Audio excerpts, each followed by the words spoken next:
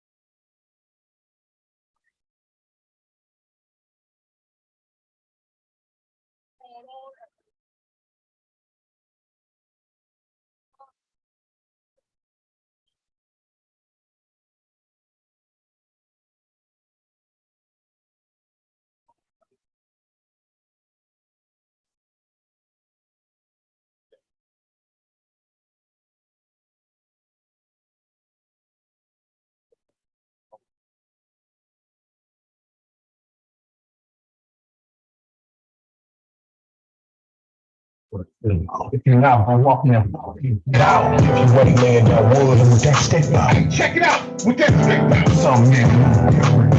That's right. But it's okay to sit out. That's okay. Ain't no glory in this shit. Ain't no time for no clit out. No clout. Some men chase glory. Some men chase fame. Some men chase stories. But I choose pain. I choose pain. In the midst of the rain, no tears but rain. Until broken chains, I choose pain. Until we're all free, I choose pain. Give me that, I want all that. Give me that pain, yeah. I choose pain. Until liberation, I choose pain. If it ain't race first, you can die slow. And that's on the west side Roscoe. Because out west like 5-0. We don't chit chat, we know 5-0. But we let it click clap like a 5-1. Let the whole thing go. If the cracker gotta go. Ain't nothing better than a hunter turn ghost. This is the life of a black man's back on the rope. Ain't no more following the okie doke. No participating in shenanigans. The semantic pen is to negate the African Holocaust or Germanic sin. A black woman created a solution for a pathogen. She's African. But when people fail to realize they've been embedded by psychological antigens. Some men chase glory.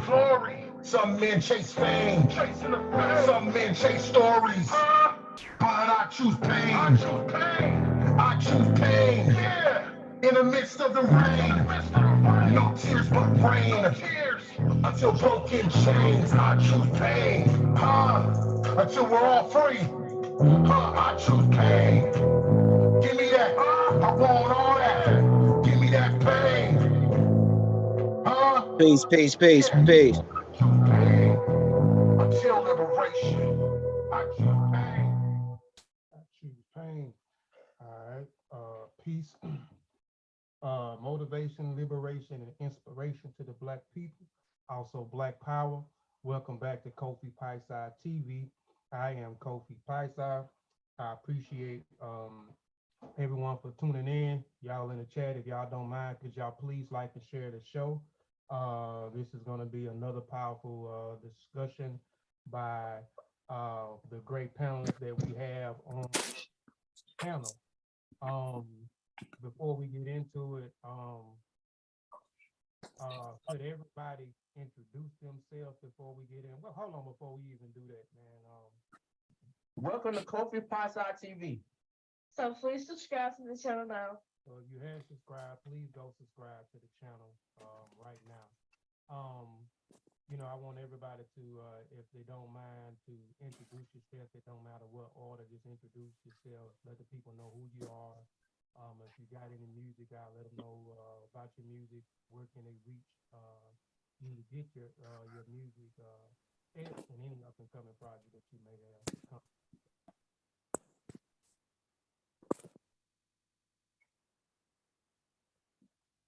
It don't matter anybody. Well, let's just start with Bomani. We'll just start with Bomani, and then we'll go with a Sadar, say your name again, sister. I don't want to mispronounce your name.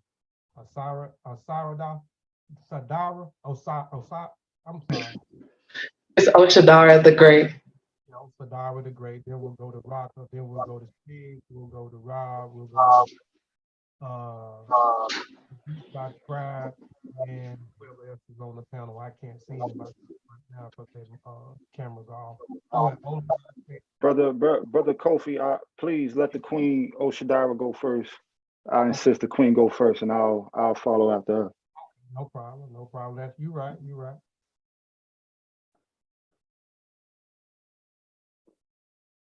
Can y'all hear me? Because I can't really hear you too well. Yeah, we can hear you. You can't hear us?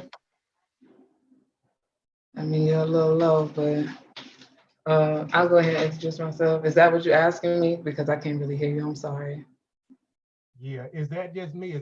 Can y'all hear me clearly, or that's on her end? Nah, you sound low to me too, bro. You're a little low. Hello. Little low. Yeah, you sound a little like your mic, like it's not your mic that you being heard through, like it's something else. I don't know, because you close up on the mic. Yeah, but I don't have it turned off. What about now? Can y'all hear me real good now?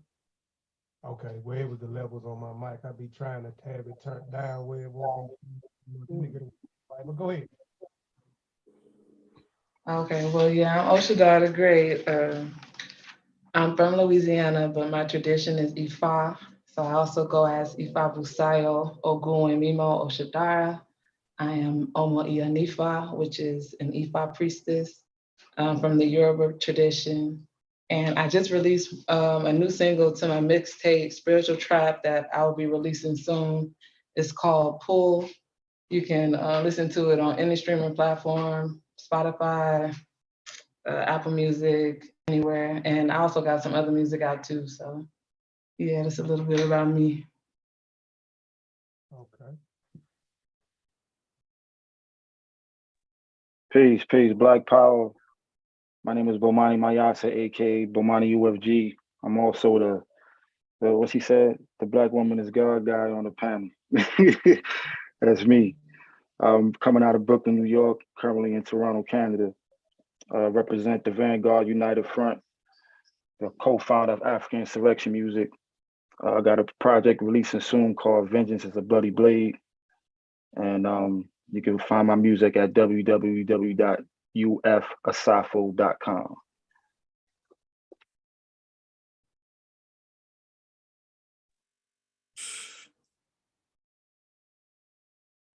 Go ahead, okay. Go, Rocker. Whoever next, go ahead. Peace and Black Power. This is your brother Big Rock, half of Rock and Musa. Originally from Far Rockaway, Queens, but now reside in Charlotte, North Carolina.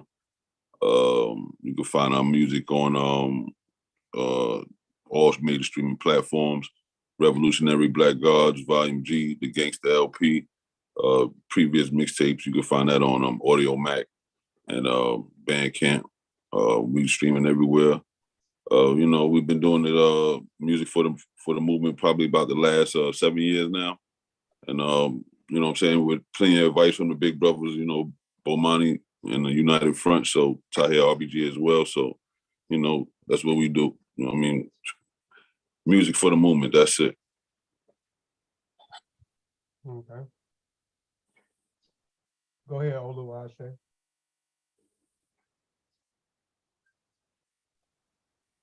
Peace, family. My name is Oluwaseun, born and raised in Texas. You can find me on all digital streaming platforms at OLUASE, 2 words. I say one and I say 2 out. Plan on putting out Divine by Design next year and looking towards putting out I Say 3. I represent on behalf of Audio Intelligence 40 Acres and the I Say Project. Peace to the panel. Okay, go ahead, Steve.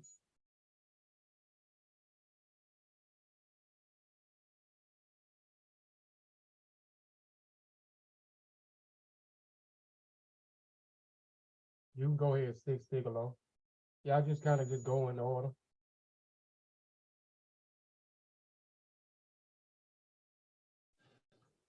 Peace, peace, peace. Peace to the family. Peace to the everybody here on the panel. I'm gonna light a little jam. Yeah, I'm Stigalo, aka Stigalo Swag Mode. I'm from Rochester, New York. You know what I mean? I'm also into the Ifa Isheshe culture. I am also known as Efundayo Adewale, which means the crown comes home and morals bring me joy. I check most of the artists on the panel. I look forward to seeing the Sister Queen and what you got coming out as well. Bomani, I be on your wave kind of heavy. I rock heavy with Knowledge Born. Shout out to Knowledge Born from Do the Knowledge Radio. Shout out to Baba Kokai Sarah. Shout out to Baba Oba out of Philly. You know what I mean? That's my squad right there. So yeah, I'm happy to be here. Let's get to work. No doubt. Go ahead, Brother Rob. Peace to the panel. Rob McCardell. African name is Amokuaye. It's all about the knowledge. I'm out of Houston, Texas area. I've been doing music for, over 30 years, playing, composing, multiple instruments, performer. My personal projects, I'll have some coming out soon. I don't have no links or anything to share, but more on the R&B soul music tip. As far as rap production, I've produced for local artists like Big T, rest in peace, Big T, Lil Flip. So yeah, peace to the panel. Been in the game in a minute. I appreciate the invite, Kofi. No doubt. Go ahead, Ibaka. Yeah, peace to the family. Hope everybody can hear me. My name is Ibaka, which means man in the Ikota language. I am a Bwiti practitioner of Gabon. I am a Ngoye Society member, which is the Panther Society of Gabon. I'm from Los Angeles, California, Watts to be specific. I have nothing streaming at the moment. I have about 100 songs ready to go, but I talk that shit. So I don't know how long it will stay on streaming platforms, but it's more of a labor of love for me. It's a way for me to meditate and get my thoughts out. So I'm just appreciative to be on this panel with you guys.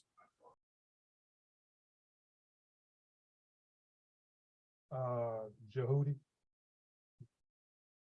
Peace to the audience watching. Peace to the panel.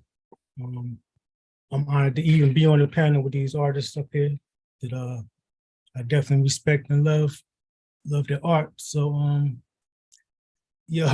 somehow I got on this panel. I definitely thank my brother Kobe for the invite. I'm gonna sit back and enjoy the show like y'all are doing. Oh yeah, I'm from originally MBK, Each One Teach One, the Sessual. And I just be around, y'all. So just check it out. I recently got into producing beats. So I got a few projects I'm working on and a few beats I gave away already, but I won't say no more on that. I'll wait for them to do something with it. Then I'll probably promote it. So yeah, just sit back and enjoy the show. Peace. Okay, these other two guys, they are a part of the research team I'm part of, Kofi Paisa research team. This is also their channel, so they're not they hip hop lovers, or they love hip hop music. But these are my two brothers that are part of the group that I belong to. So they're not artists. But go ahead and introduce yourself, Travis and Brother Sutek. What's going on, Brother Travis? As he said, part of Kobe Pasa research team. I got publication of my own. I'm in volume 4, gonna be in volume 5. And Spear Masters, and we got something else cooking. You know what I'm saying? But I'm just a lover of good music, you know what I'm saying? And we in good company today. That's all. Like and share the show though. Yeah, what up, man? It's your brother Sutek. Peace to everybody in the chat that came through for the show today. Peace to everybody that will view it in the archives. Make sure if you're watching right now, please like the show, hit that thumbs up button, help us get in these YouTube algorithms a little better. Share the show with somebody that you think might appreciate it. Peace to my brothers on the panel. I actually was an artist for a quick hot second. But yeah, I am definitely a music lover, a hip hop lover, but a music lover on top of that, like many different genres. And I'm just here to support the brothers, support my brother Kofi, and maybe get a question or two in. Okay. Hey, can y'all still hear me? Am I still loud enough? I pushed the mic away and I pulled my volume up. I'm just trying to see before I get into. Yeah, you're super low. I'm super low. What about now? Same. I'm still low. Yeah, you still sound Right. the same. It's like it's not right. It might be some connection or something. It's like it's not raising or nothing. I don't know what it is, man. With this, I'm on Zoom. I normally be on StreamYard, and let me raise this up. See if I You got raise too many it up gadgets over there. Yeah, if I raise it up too high on here, man, I'm just gonna come out here. I'm just gonna unhook my stuff because I may not have everything properly set up on Zoom like I do on StreamYard. So I'm just gonna cut off my my Rodecaster Pro and my mic, and I'm You loud and clear on YouTube, Saldo. Okay. I'm just gonna turn it off, man, because I didn't have time to set it up like I said normal. Y'all give me 1 second.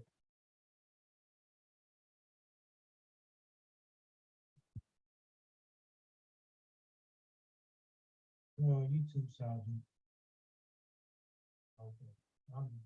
Okay, so what about now, y'all? Can y'all hear me? Can y'all hear me? Same. Yeah, it sound the same. Same thing. I don't know what's going on. Hold on, y'all.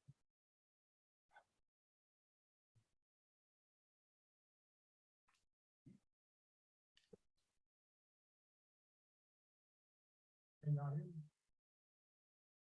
Same. Yeah, it sound the same. Same thing. Hold on, y'all. I got stuff feedback.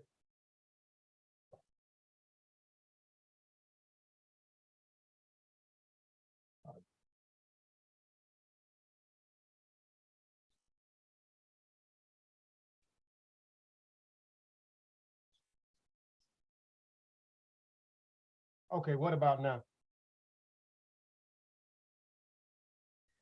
Still the same.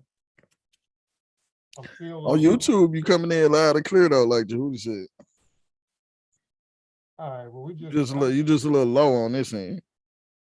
I done turned off. Okay, what about now? Yeah, because I am coming in loud on YouTube. Hold on. Like Jehudi said. You just a little low on this end. Can y'all still hear me with the speakers down? Let me know if y'all can still. Can y'all on the panel? Because Yeah, we back through these. Yeah, we can hear you. Yeah, you just low, but we can hear you though. Well, let's get into it, man. I apologize. Well, they said they can apologize to my panelists. Like I said, I normally use another system, but I'm using this Zoom yard. But we got one more panelist on the panel. Brother Obafemi, man, can you introduce yourself, man, and let people know who you are, where you're from, and where can they find your music at? Peace. Man, my connection acting crazy, man. I'm Brother Obafemi.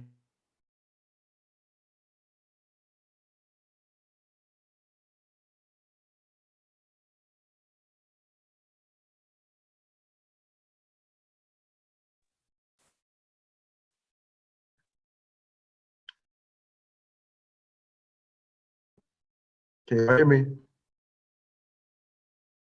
We can't hear you, Brother Obafemi, or is it me? Can y'all still hear me? Yeah, he went out. And then I thought I just heard him just now. He sounded clear. But Yeah. Man, my connection just keep going in and out. I'm Brother Obafemi from Pine Bluff, Arkansas. ARBG's MCE is part of my music group. I'm just here to join in on the conversation, man. Shout out to my brother Kofi, man, for putting this together. So All right. Let me move this. I'm gonna try to pull my laptop a little bit closer to me, since my other stuff is not working properly in this Zoom, so y'all can hear me a little bit better.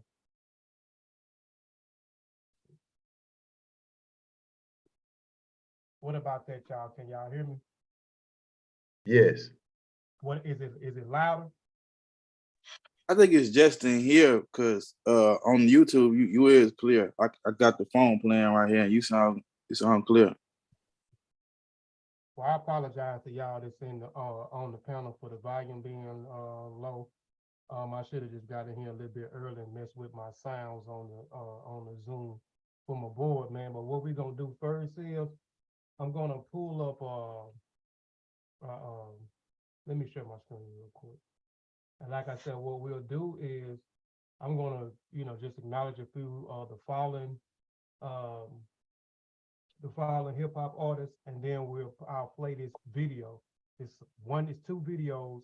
One video is 4 minutes, the other one is 3 videos, and then we'll base our discussion around that, and anything else that we want to discuss within this topic we can. Hold on, let me share my screen. Y'all let me know on my screen share. Share.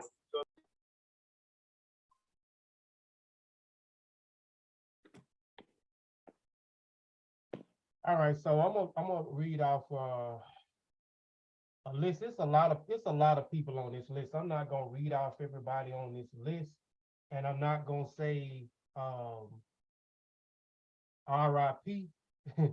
A lot of us that practice African culture, or what we like to call kimoyo.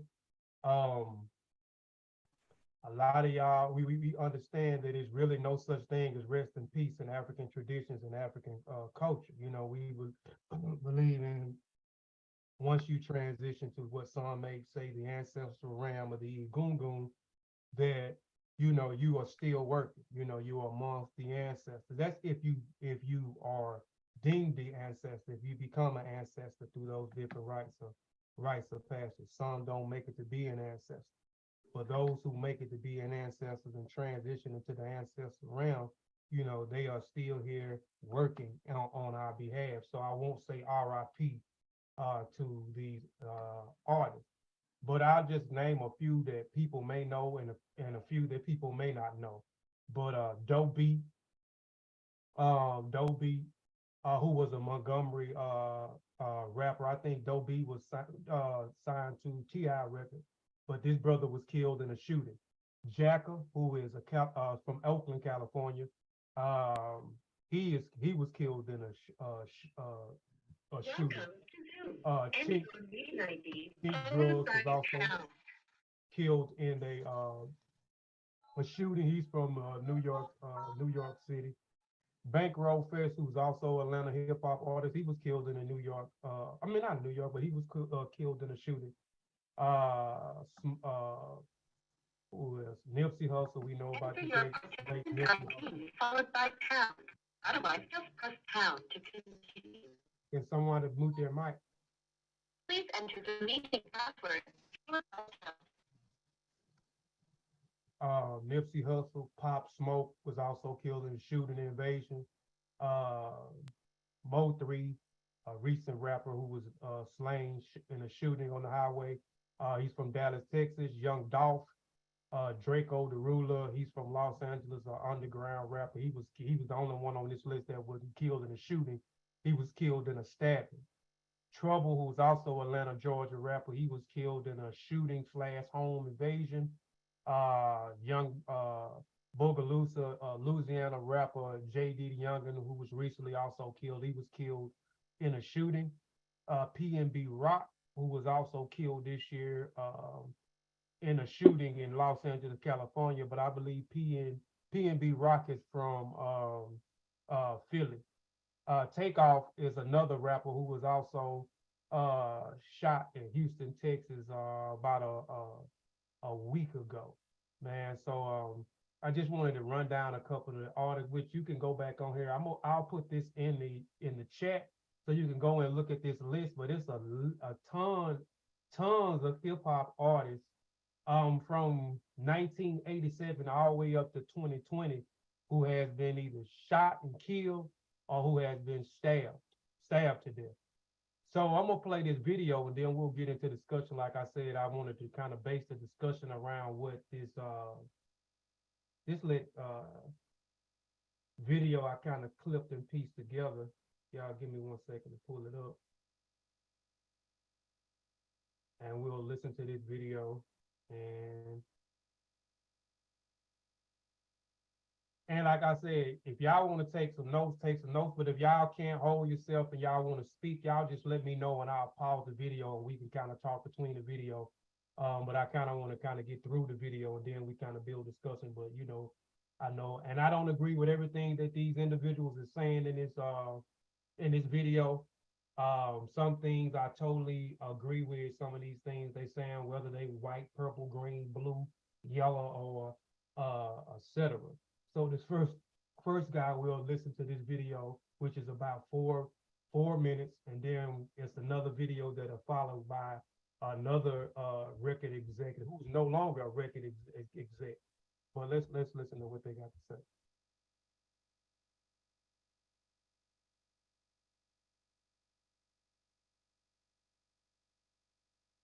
Stations with white-owned sponsors that play the role of hypersexualized, hypercriminalized male. I asked these advertisers, they say, I have hundreds of songs a day that celebrate killing animals. Will you put them on your station? They said, no. I have hundreds of songs a day that talk about assaulting women and abusing kids. Would you put them on your station? They said, no. I said, I got hundreds of songs a day that talk about murdering blacks. Would you put them on your stations? They said, well, that's male. Depends on what, who it's done by and who it's branded for. Because we can get black folks to sing about it, we can brand it for our youngest black audiences. I think there's money to be made. I think there's American appetites to see these people that. Oh, I hate I'm on this thing. Zoom, y'all. Hold on. Let me see if I can mute my. Hold on, y'all. Where somebody says, you know what?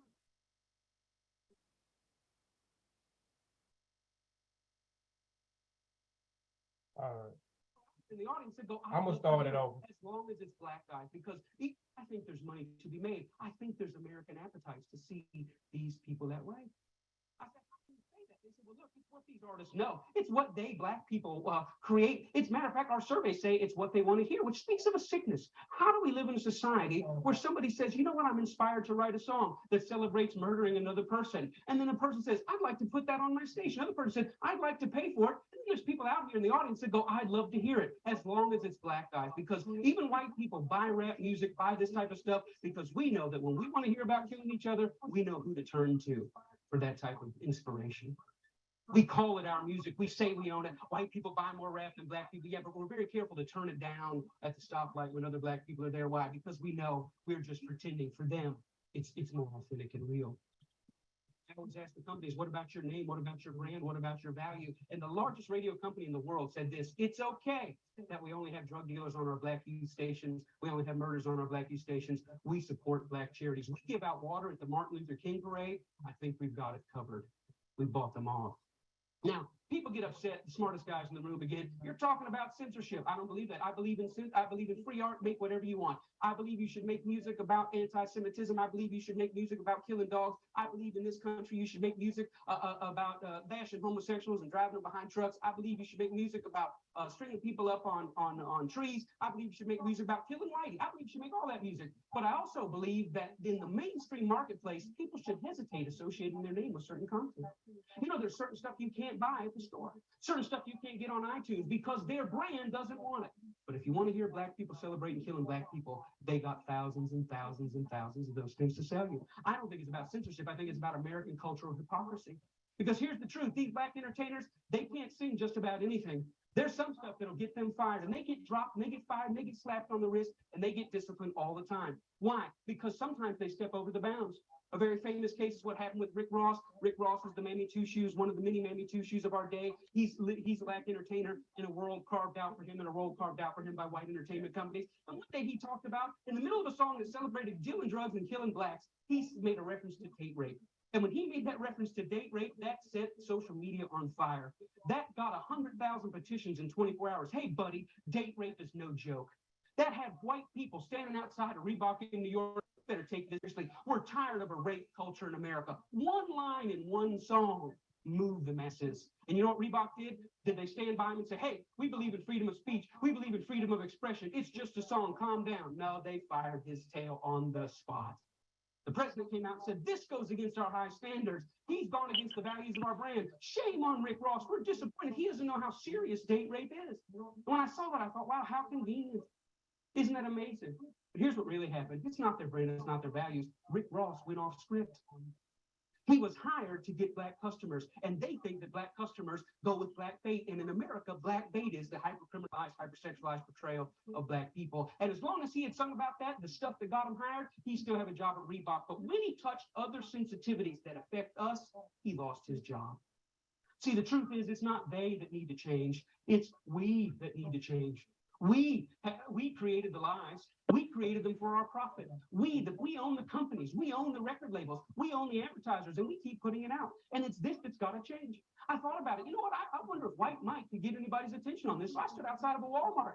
And I said, hey, I don't think killing cops and killing blacks is very cool. And you know what? It only took 7 weeks of Mike standing out there, and they wrote a letter and said, yeah, we don't think it's cool either. We're going to pull our name off of that. The largest retailer in the world had never considered that maybe their commercial shouldn't be right before or after a song about young black men being gunned down. And I realized this, that black murder is normal, but it should not be. And I realized the importance at the coffee table, at every headline, every pastor's gathering, every family gathering to say, you know what, these Black Lives Matter. It's not just something I had a unique experience in. So I directed a bunch of rappers, people like Gucci Mane, Snoop Dogg, Lil Yachty, the list goes on and on and on, okay? I learned a lot of things, and I have left the industry largely over my political beliefs, but there is something I want to impart to people to hopefully, make some sort of change happen. So I have a challenge to rappers, and I know some of you still follow me. I know a bunch of the celebrity blogs still follow me from trying to get news for music videos and things like that. So here's the truth. The truth is this, a bunch of young black male rappers keep dying. You know who's not dying? Record executives. The record executives that push for them to continue to make songs and create a culture that is obsessed with death, drugs, and sex, period. The industry's obsessed with it, but those record executives, they're not dying because they don't push this culture on their own people, but they're encouraging you to push it on yours, and they're paying you handsomely to do it. The reality is, I know a lot of you. A lot of you are good people, you're family guys. You're not the image that you put out there to the world. Why?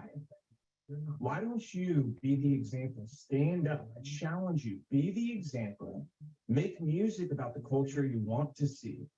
Don't just get online today and talk about how, whenever a rapper makes it, his own people take him down. Don't just make those videos. Don't be sad. Don't rest in peace. None of that stuff. Be the change you want to see. Inspire it in your community. Reach out to other rappers and say, we have to stop. We're being used. You've been used for a long time. They create this paradigm to make you believe that you're so important and your celebrity status is worth so much, but in truth, you're a pawn in their game and you always have been. The government has wanted to hold down communities of people in different ways through different methods for a very long time.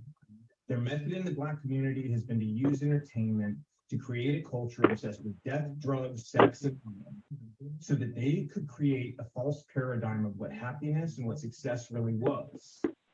And in doing so, they created a world that also made people more dependent on government, and as a result, gave themselves more power.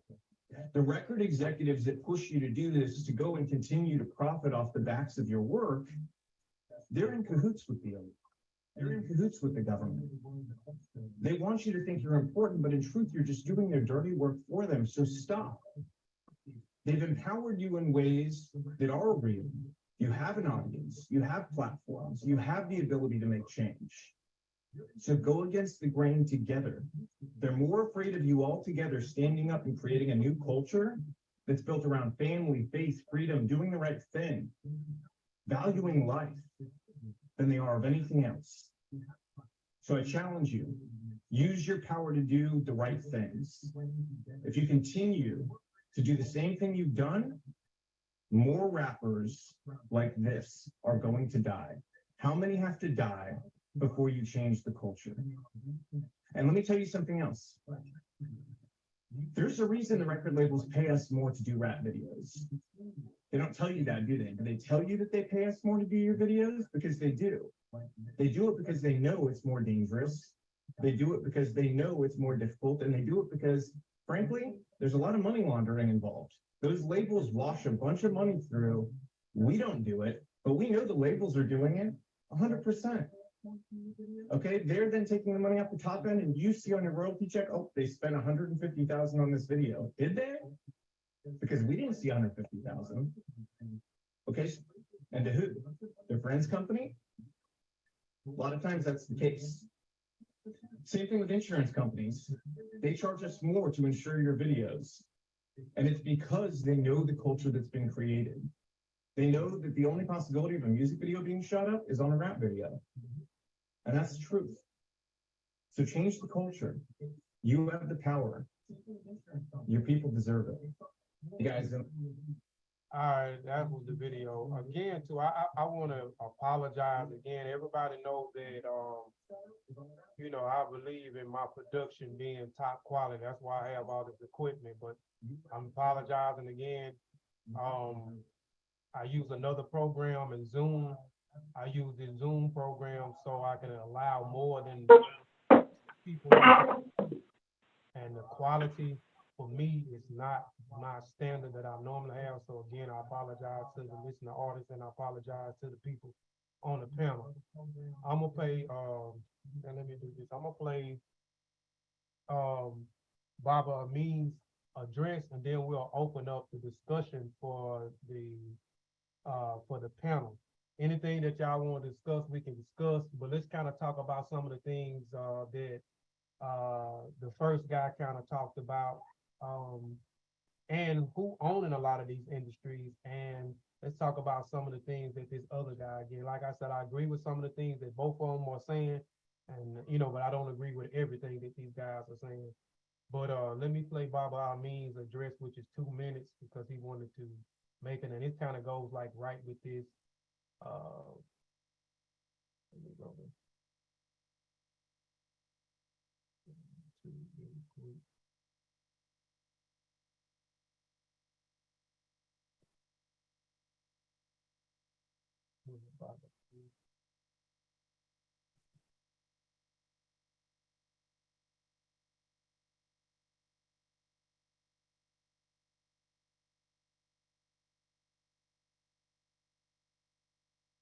My screen still sharing. Let me get here.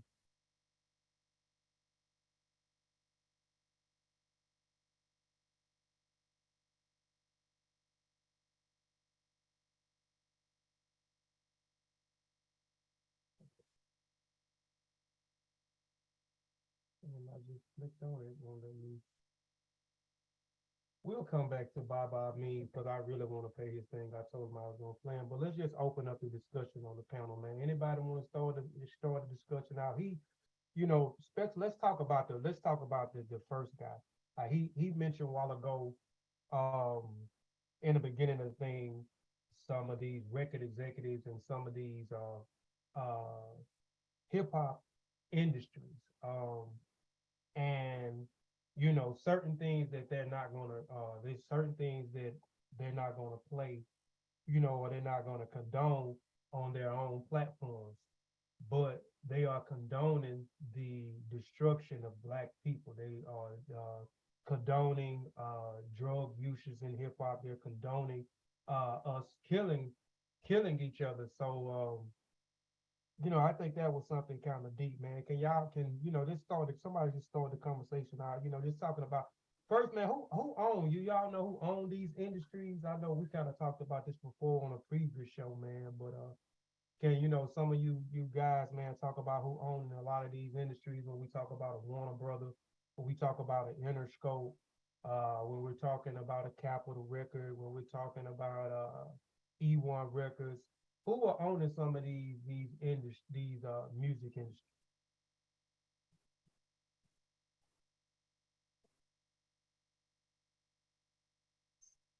Well, I can't say by name, but yeah, I mean, a lot of those big wigs are in control.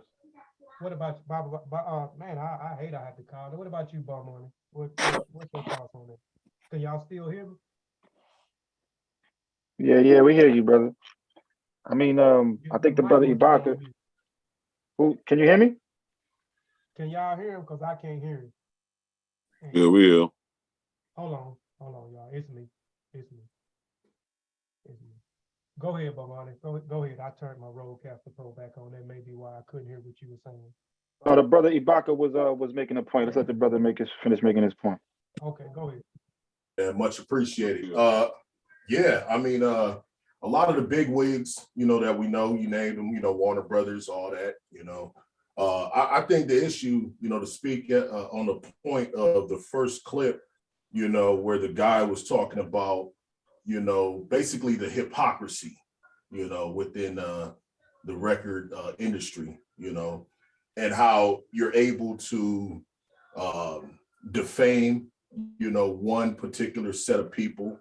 But as soon as you start getting on the heads of other people or mention other people, I guess, you can get blackballed and all that, And so one of the kind of way I look at it, is we're encouraged to operate in a certain way, just like chess pieces are encouraged to move a certain way. They have no autonomous behavior, right? They have no cognition of their own, right? It's the will of the prime movers. When we play chess, it's the prime movers that's actually moving the pieces. They're in a battle between one another, as you will, right?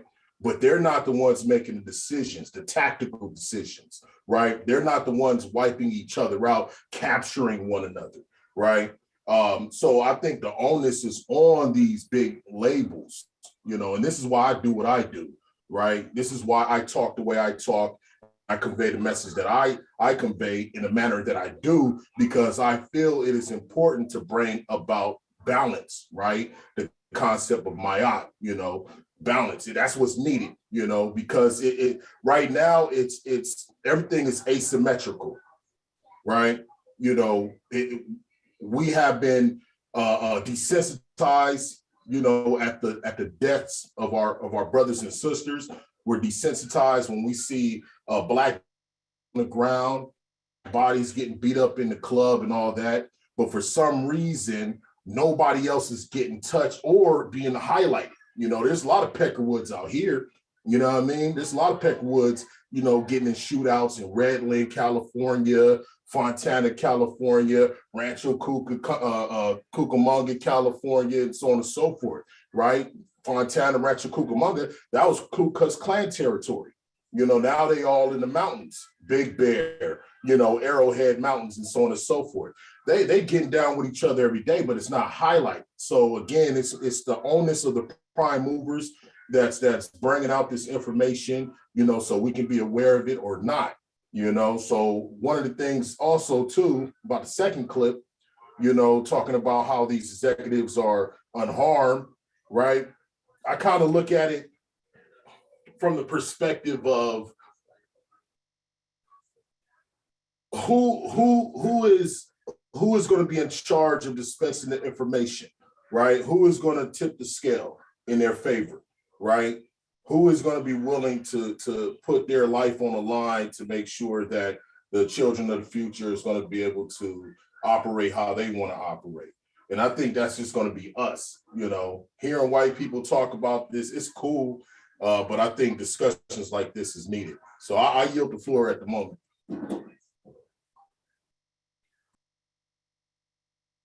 Yeah, peace, family.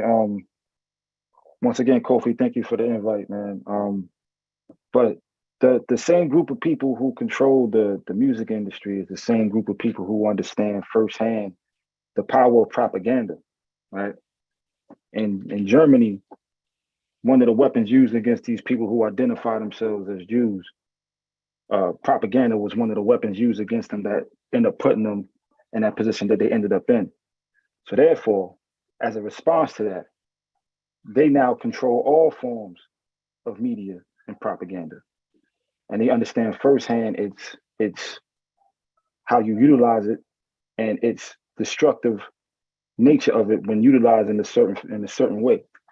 They understand when they started Hollywood, the movie Birth of a Nation came out and countless numbers of Africans were lynched and murdered because of a movie, because of a film, and the energy that it created and the atmosphere that it created in the minds of Europeans in America prompted them to do what they did to African people. So when you look at the destructive images and messages that's coming from the music, it's a direct correlation to what we've seen in our communities. And they understand the power that they, are promoting these images to our youth, the programming. That's why they use certain terms like radio program, television programming. It's all a program. But the problem is that we forgot how to utilize our own weapon, which is culture, which is art. And from the time that we arrived here on them slave ships, we used song as a way to communicate. They call it old Negro spirituals. And we use songs to communicate certain messages to one another, to liberate our minds first, to help liberate our bodies. But now we use the same weapon that was once a sword in our hand has now become a pistol to our own head. And now off this sheer fact that we forgot who we are as a people and how we supposed to move and operate culturally, we now cutting our own throats. Yeah, and like to build off that, like we understand too, like being that we're not the owners of our own culture and we don't own this industry. You know what I'm saying? They figured out, you know what I'm saying, for their bottom line, for their bottom dollar, Black life don't.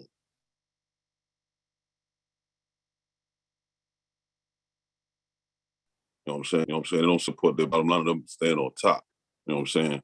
We had to look at the era that we once had when we had, groups like Public Enemy, X-Clan, you know what I'm saying, 5%, the era when the guards was heavily controlling the airwaves.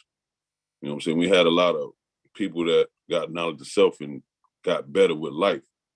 That's, you know what I'm saying, that's correlation to, you know what I'm saying, that's not supporting their bottom line, you know what I'm saying, that dollar for them. You know what I'm saying? If we control our own, then, you know what I'm saying, it's better for us, but we don't control it.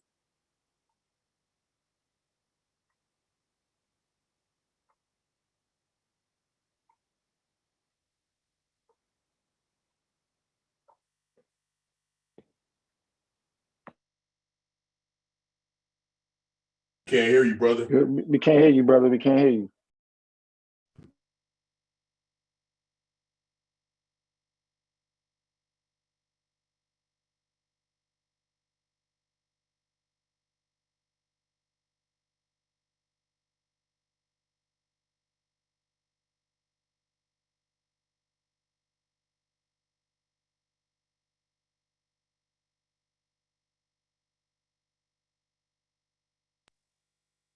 Am I tripping?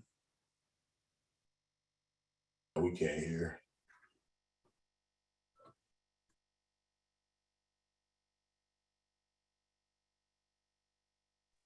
This a brother on the phone that we can't hear because everybody else mic's out. I can hear everybody except Kofi. Same with me. What about now? This a brother on the phone that we can't Good. hear. Good. Way And again, I'm gonna keep apologizing because, like I said, y'all can go back and look at a lot of my. Y'all can hear me now? Yeah, we good. I see it keep feeding back from here, and I don't understand why it's feeding now. Hold on, let me do this. We straight now. I'm gonna keep apologizing because, like I said, y'all can go back and look at a lot of my. Y'all can hear me now?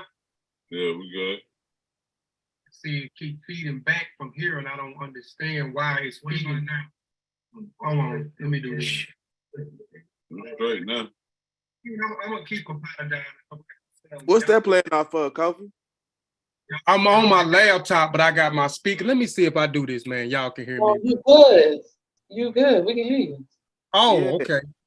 But Yeah, see, it's just playback. can y'all still hear me now? Yeah, you clear. You actually clear now. You good All right, now. I turned these speakers off, but again, like I said, I don't know. I don't, like I said, Zoom. I'm not really familiar with Zoom audio settings. I thought it was going to be the same as in the other program, StreamYard, but exactly it's not. So it's feeding. So I had to turn off a lot of this stuff. But what I was saying was, where do y'all think it went wrong at? Like you Rocka mentioned Poison Clan, right? I remember growing up and falling in love with The X Clan. The X Clan. yeah, I said Poison Clan, yeah, with the X Clan. So I didn't understand in the beginning X Clan. All I knew this guy with one of these caps on, and got the big red, black, and green African symbol on the front of it, and he walking around with the old Black Power medallions with the African art on. They speaking about Kemet. I didn't know nothing about Kemet or anything at this time, but when you speak of Poison Clan, Poor Righteous Teachers at that time, just say a Tribe Called Quest. Who else out there at that time? Well, it was a lot of other different artists, but I can remember Poor Righteous Teachers and Poison Clan, right? We had Parish. I mean, we had a whole lot. It was from east to west. It was a lot of culture in the music at that time. Right. So, during that time, it transitioned around like 1986, 1987. You get let's say Ice-T. Ice-T was signed to Warner Brothers at that time. So do y'all think that when Warner Brothers, this corporation, this industry owned by these Jews, right? When they allowed Ice-T, and it was another individual that was signed to Warner Brothers, he's escaping my mind at the time, that ushered in what we call in reality rap or hardcore rap, and followed behind Warner Brothers, followed behind Ice-T, you get NWA. So is the point around that time of 1986 and 1987 where the music started to shift? At first, it was about, Black Power. It was about uplifting the Black woman. It was about taking back the community. And then when Ice-T came in, and I think it was Schoolie D, if I'm not mistaken, I can't remember who the artist was, but I know he was also signed to Warner Brothers. And then followed behind them, you get NWA, Niggas with Attitude. Do y'all believe that when the music started to transition during that time of in 1986 and 1987, when those artists began to usher in? Honestly, brother, real quick, I believe NWA was a direct response to Public Enemy and Poor Righteous Teachers and those type of groups. Because if you look at just the language of hip hop, after NWA, everything changed. It's not that we didn't use the N-word or we didn't refer to our sisters, call them out their names or what have you on wax, but it became the norm after NWA. It became like the standard. Like people almost don't want to hear you if you're not N-wording and B-wording to death on records. Okay. Yeah, indeed. Can I add in on this? Yeah, go ahead, brother Obafemi. Yo, so there was I remember, I think there was on the Chronic, Dr. Dre had a line in there. He says, "Just another day for Dre, so I begin like this. No medallions, dreadlocks, or black fists. It's just that gangster glare, that gangster rap. That gangster shit makes a gang of snaps." Like, I mean, that bar, them lines right there kind of just summed up what had took place previously, the NWA and those groups that kind of came as that response, like, yo, we shut all of this down, and these groups were used, and like Brother Bomani said, as a response to the consciousness that was, or the balance that's what was in the music. I don't think that there was I think just like now it's just a lack of the balance in the mainstream, because there are plenty of artists that still make this type of music. You just don't see it in the mainstream anymore. In the mainstream during that time period, you had more so of a balance.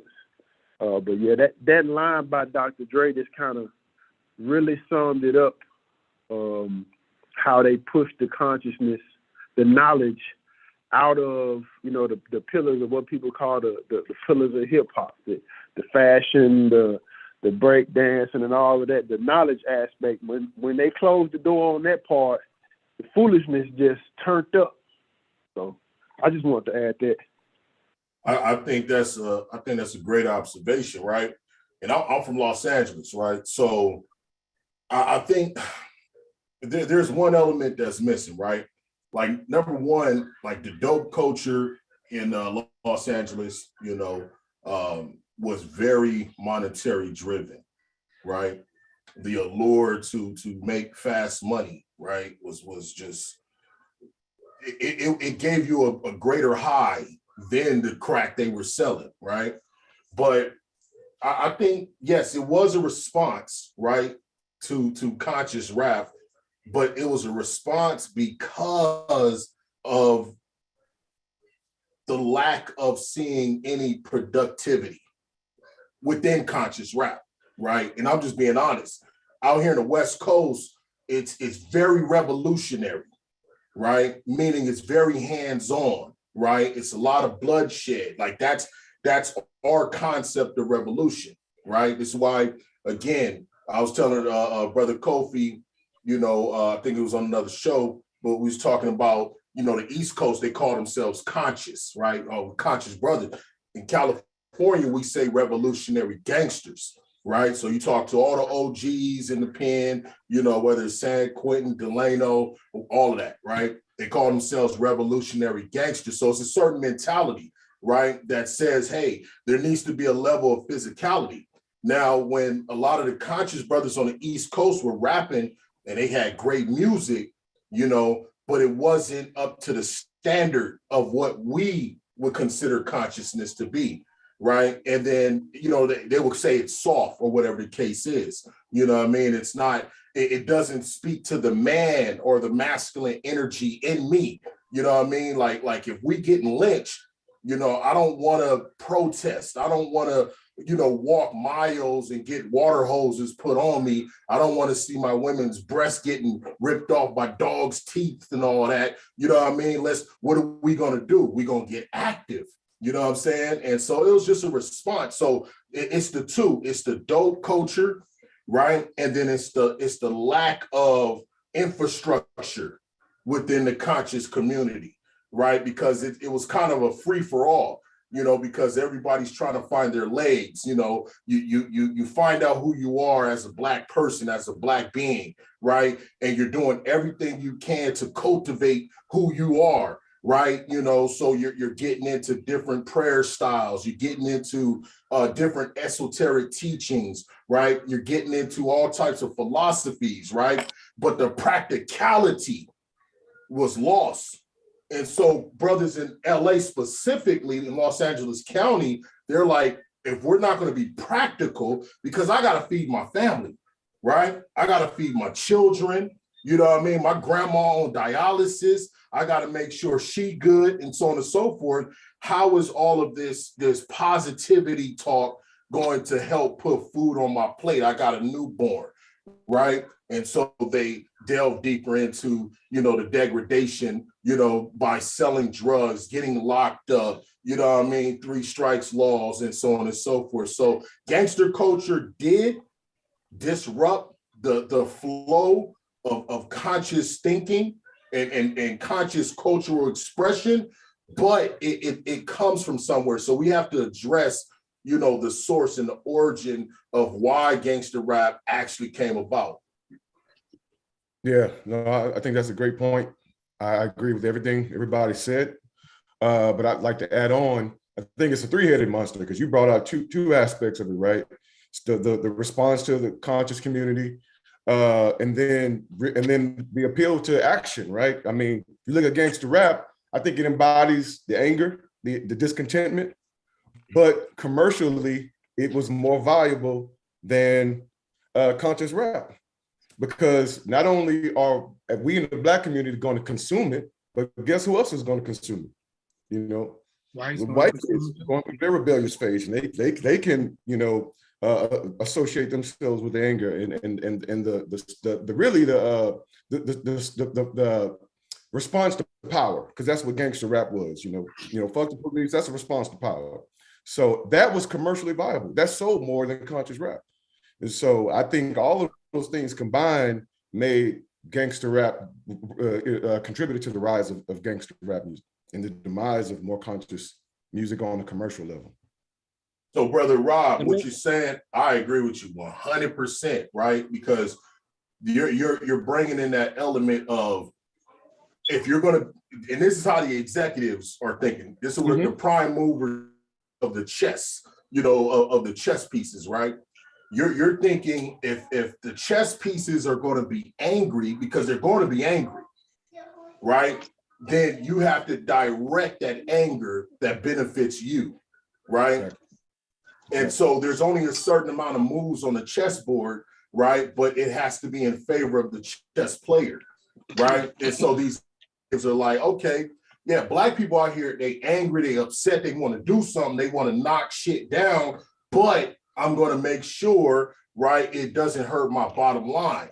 So I'm going to redirect their anger to something frivolous, right? As, oh, I get to express my hatred for the opposite gender. I get to express my hatred for my societal conditions. I get to express these things and how much I want to leave my neighborhood and go to, you know what I'm saying, a white neighborhood and so on and so forth, right?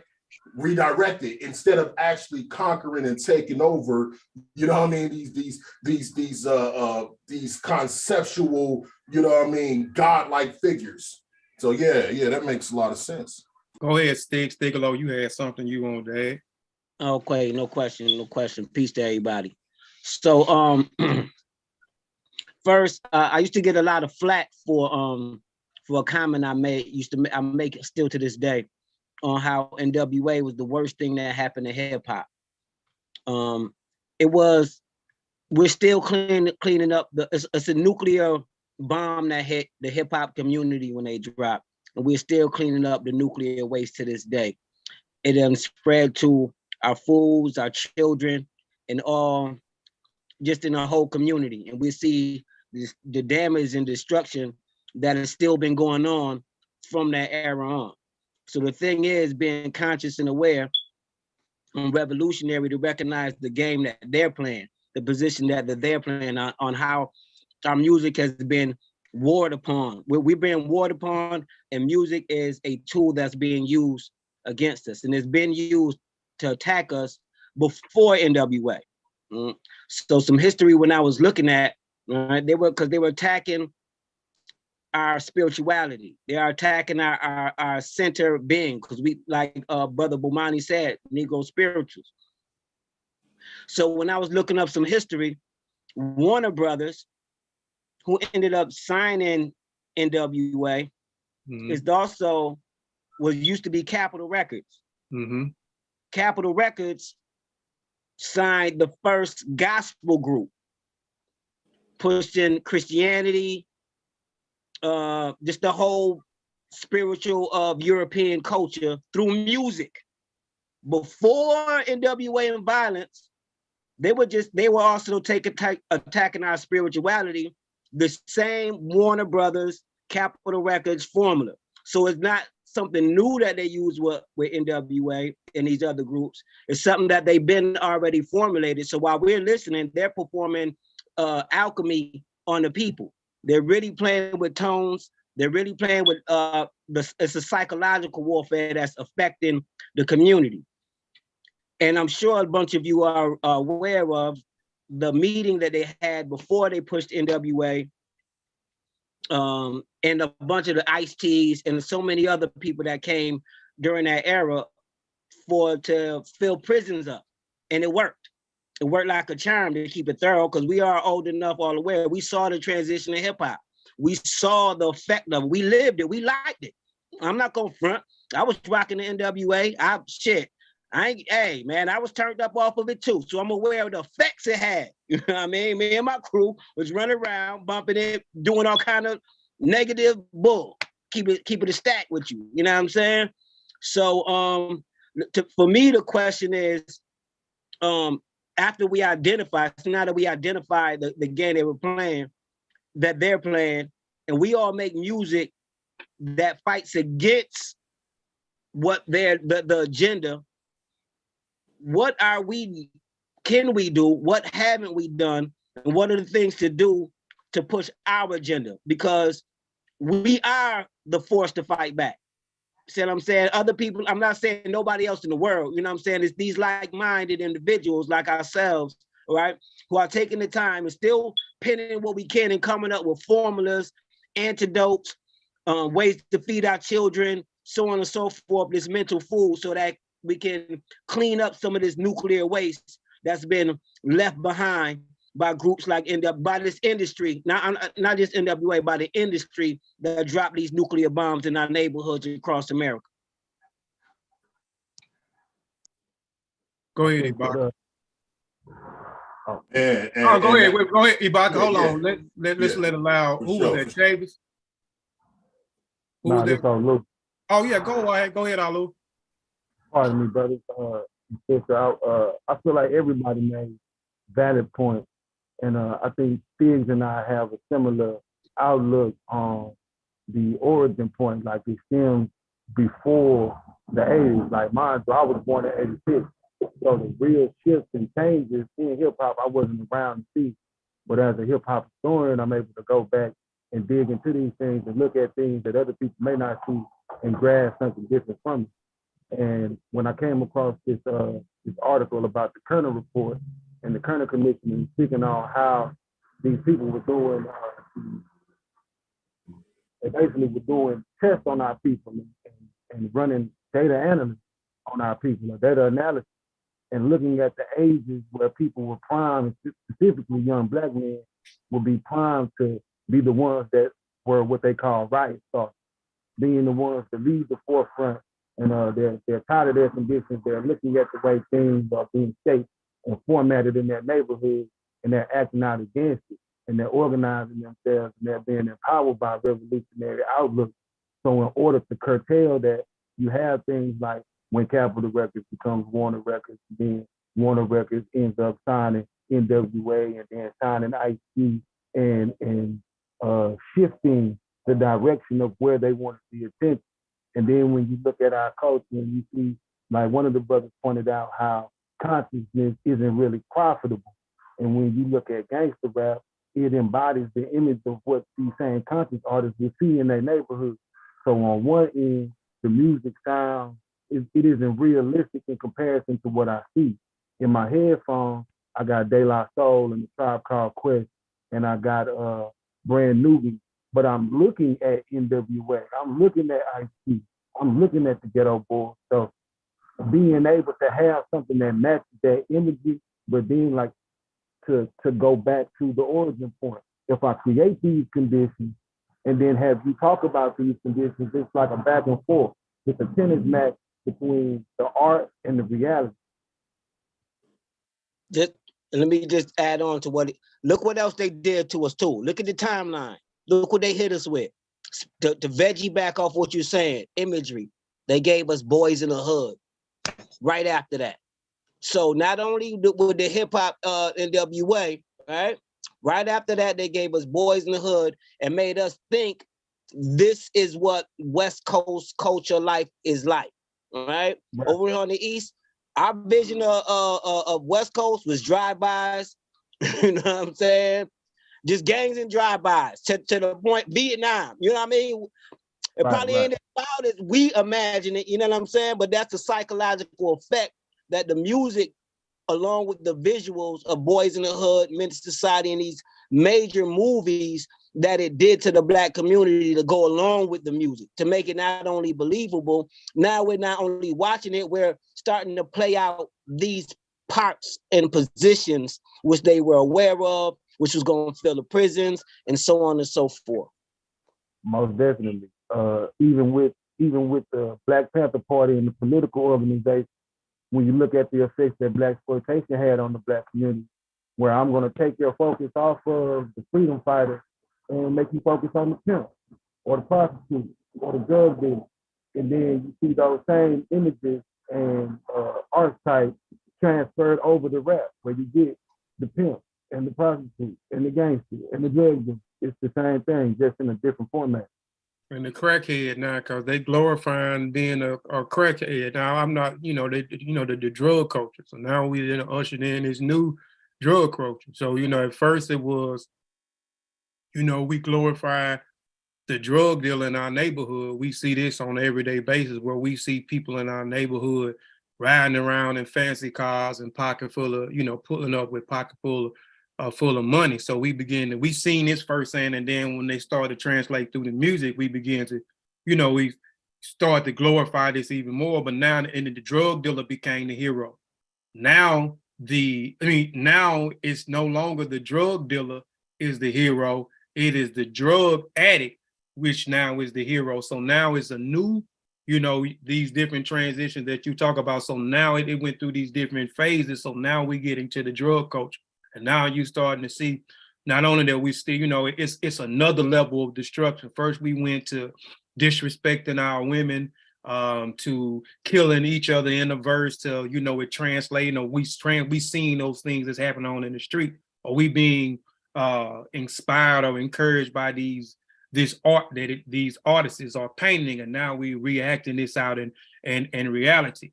Now you starting to see the same thing translate over into the drug culture. Now you starting to see that the youth, and not only the youth, are now glorifying being drug addicts. So now you hearing the more of pushing the lean. So you hear more people talking about drinking lean. You hear a lot of people talking about popping the perks. At one point, I don't hear too much about the ecstasy, but you had one point, the popping the ecstasies, popping the perk pills, doing the serve, buying a bag and snorting the line, which a lot of my favorite artists at that time, before it got popular, was actually talking about those things. When you look at 3 6 Mafia, like 3 6 Mafia was like where it was a favorite group of mine, that when I started doing production years ago, before I recently got back into it, I patterned my styles off of 3 6 Mafia production with the dark beats and those strings instrumentation that they had within their music. They've been talking about it, but now it has become more popularized of, snorting the line, even the heroin has become popular within hip hop culture. You know what I'm saying? Injecting heroin into your own. So that's another level that has transitioned in, again, like I said, from the, drug dealer, glorifying the drug dealer, to now glorifying, being a drug addict. And a lot of these hip hop artists, like one in particular that was crazy to me, you hear Future from out of Atlanta. I used to like Future back in the day. I don't really like any of his music in the past, maybe the last 5 or 6 years. But he talks about the popping perks and doing pills a lot. But come to find out, he raps about these things, but he said he doesn't pop pills. He doesn't pop pills. He just talk about those things. But he is one of what I would call the forefathers who usher in this drug addict community. And we talk about popping pill. This may not, I believe, this is just my belief and my opinion. I believe through his influence and 3 6 Mafia and other people before it translated all the way where the addict became a thing. Like a lot of our rappers started to believe, or the youth that's coming up started to believe the same thing. Like you look at some of Lit Baby videos, like Lit Baby's popular right now. So when you look at a lot of earlier Lit Baby interviews, he don't interview a lot, but some of the videos that you see early on, you can tell that Lit Baby was on some type of drug. You could tell that he was inebriated by the way that he was talking. When you look at Juice WRLD, I believe Juice WRLD was another individual who was influenced by some of these rappers. He was another individual who glorified the popping the pills. Another individual, I believe, who was a forefather of snorting the powder. Besides 3 6 Mafia as a group, was, you mentioned Rick Ross, his artist, Gunplay. He was another person who became very influential outside of Maybach music, that talked about snorting, and even while being in the group, he talked about snorting powder. And and they showed this all throughout the TV. I remember watching live TV, and they was somewhere in Puerto Rico or Costa Rico, and they actually showed on live TV this guy Gunplay actually taking, saying he right here where it's at, where it grows, and snort a lime right there on live TV for everybody. So so I'm saying, the levels and the transition of our destruction, and our demise is is through those transitions of what each of you guys are actually talking about. What do y'all think that it's going to take for this to change? Like y'all mentioned monetary gain. Like a lot of people will compromise who they are because they trying to get out of the hood. So like Rob, you talked about conscious rap is or what they would term back in the day backpack rap. It wasn't popular. So a lot of people like Mos Def was also another and still I don't think nobody can hold a candle to Mos Def. Talib Kweli, another one. A lot of these are Tribe Called Quest, Phife Dawg, Q-Tip, Rakim. A lot of these guys didn't get the push from these record labels, even though they were signed to these major record labels, but their budget wasn't, I can assume, that wasn't open up as much, so they didn't get as much promotion, what I'm saying, or much money pushed behind their brands. Go ahead. I'm gonna say it ain't had to do. We can say that, but just like we was talking about, at the end of the day, this is a thing. It's war. So at the end of the day, our positivity and our positive music don't support their bottom line, the real bottom line. So it came to a point where they was like, nah, this positive music don't support our bottom line, so we're not gonna push it no more. You know what I'm saying? The industry. It's their industry. You know what I'm saying? That's what we got to see at the end of the day. It's ruled by them. It's their industry, so we got to open up our own lane to push our own music, because they're not gonna do it. So how do we do that? Let me interject real quick though. Like I agree But with like Bomani, they got their own site. Like they got their own ufasafo.com where they could push their own music. You know what I'm saying? We need it. We have to push our own music. I appreciate that, Rock. Thank you, brother. But to I agree with what Rock just said. We got to accept that this industry is theirs, right? But we also got to remember, like, what are we in this for, right? If we don't keep in mind that this art form, like this culture, it's not meant to be used as something to be profited off of, in the sense of, for your entertainment value, I want to make money and therefore create this extravagant life for myself. We at war. And the reality is there aren't any rich revolutionaries. That's just not part of that doesn't come with the struggle. So if you're going to do this art form and you're doing it to open up the minds of African people and to create this revolutionary culture, monetary gain is not the purpose. And you shouldn't, not that you shouldn't seek some monetary from it to help keep yourself, be able to keep the lights on. But if you expect to become this rich and famous rapper who also want to speak revolutionary, they can't coexist in the same space. So you trying to do one thing on one hand, but yet give this message on the other hand, and think that it's going to coexist. You just shooting yourself in the foot. You got to understand what you in it for. Like United Front, we don't make music. I try to explain to people, I don't make music to open up anybody's mind, right? I'm not dropping knowledge to get somebody who's unconscious and make them conscious. I make music for the revolutionaries who are already have the presence of mind, who are already African centered and understand who they are. And my music is to help them to keep pushing forward to do the actual work. It's not about, me becoming this famous rapper. It's about, I need you to continue doing this work. And if my music is that battery to keep you going, then that's what I'm here to provide, because the alternative that's out there, either you're not listening to it or it's something you shouldn't be listening to and playing around your babies anyway. So we just provide an alternative for those people who are seeking it, because there's many African-centered people or revolutionaries who are seeking the alternative to what they grew up with. They don't want to continue to listen to, like, I'm 44. I still got to turn on, stuff from when I was young to listen to, as opposed to the stuff I'm listening to now. But even the stuff I grew up on ain't much better as in regards to the messages. I'd rather listen to my brother Rock. You know what I'm saying? At least he's talking about something that my babies can listen to while I'm sitting in the room with them. But United Front and the Vanguard United Front, we don't have any aspirations to become these rich and famous rappers. I'm trying to just get a message out there, help do my part to create a revolutionary culture. Yeah, I want to piggyback on something Brother Rock said. I think, I know I'm not saying nothing that most people on the panel don't know, but rap music is mainstream music.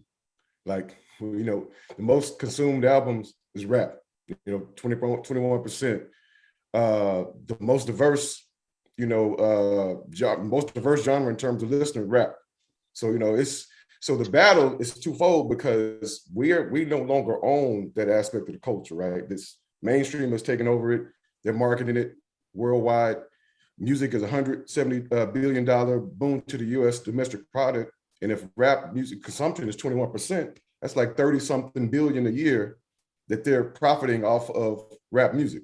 And so, yeah, we can create our own lane, right? But we have to have some kind of strong alternative to the big machine that's pushing this music out.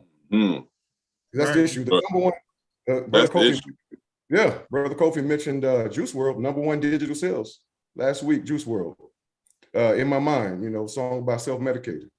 So, I mean, it's a monster that we're up against commercially. In order for us to create, in my opinion, in order for us to create the alternative, or like he said, that lane for us to exist in this world to where we can spit this message, we're going to have to get free. We're under constant oppression no matter where we turn. So, and the whole entertainment industry is entirely controlled by these people. So whatever lane we open up, we still got these people hovering over everything that we do or say. The only way to create this opportunity for artists like ourselves is to get free, really, or have another mission other than being a famous rapper. But one of the things I wanted to bring out real quick is you have, there's two Greek philosophers, right? You have Marcus Aurelius, right? He was the emperor. Then you have Diogenes, right? Polar opposite individuals, right? One's wealthy, one's poor. But in their philosophies, they both believed in the concept of struggling, right? The song that Brother Kofi played in the beginning is the song that I made called Pain, right? I choose pain, right? That's the one element that I see that's missing in Black culture today. It's all about luxury, right? It's all about being comfortable, right? So no matter if you have means or you do not have means, the concept is you must embrace pain, right? Because pain is what prompts you or encourages you to get up and alleviate the pain. Unfortunately, we have this false sense of acceptance. We think we're accepted in society because we can put out music and say whatever we want as long as it's, Black on Black, right? we have this false sense of security, right, in this nation until we, rich or poor or in between, embrace the concept of pain. There is not going to be no liberation. I choose pain until we're all liberated. No matter how much money I got in my bank account or the lack thereof, I choose pain. And so I think that's one of the elements that we can even discuss. So just to veggie back on what both of the brothers say, and as far as the antidote goes, right? Everybody, like, it's like a football team, right? It's mad different positions. You got everybody not gonna fight from the same vantage point. We out in the field, you got high ground, low ground, you got Army, Navy, Air Force, you got special ops, you got the whole nine.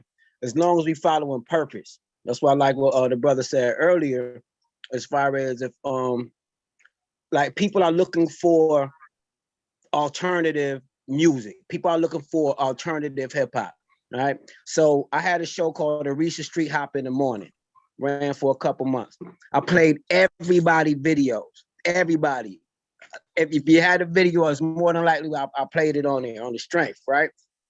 The thing that was dope to me, so fire that I love, is when I went out on the street or people hit me up on my inbox like, yo, who is that? Who is them people? Where is you getting this music from? There's so many people that are just asking me like, yo, where is like, who are y'all? Like, you know what I'm saying? Like the new thing, even though y'all been around, the people that seeing it like excited. You feel what I'm saying? The beats is hard, the lyrics is fire. You see what I'm saying? It's that feel because it's that hip, it's that feel. You know what I mean? So it's a demand for it.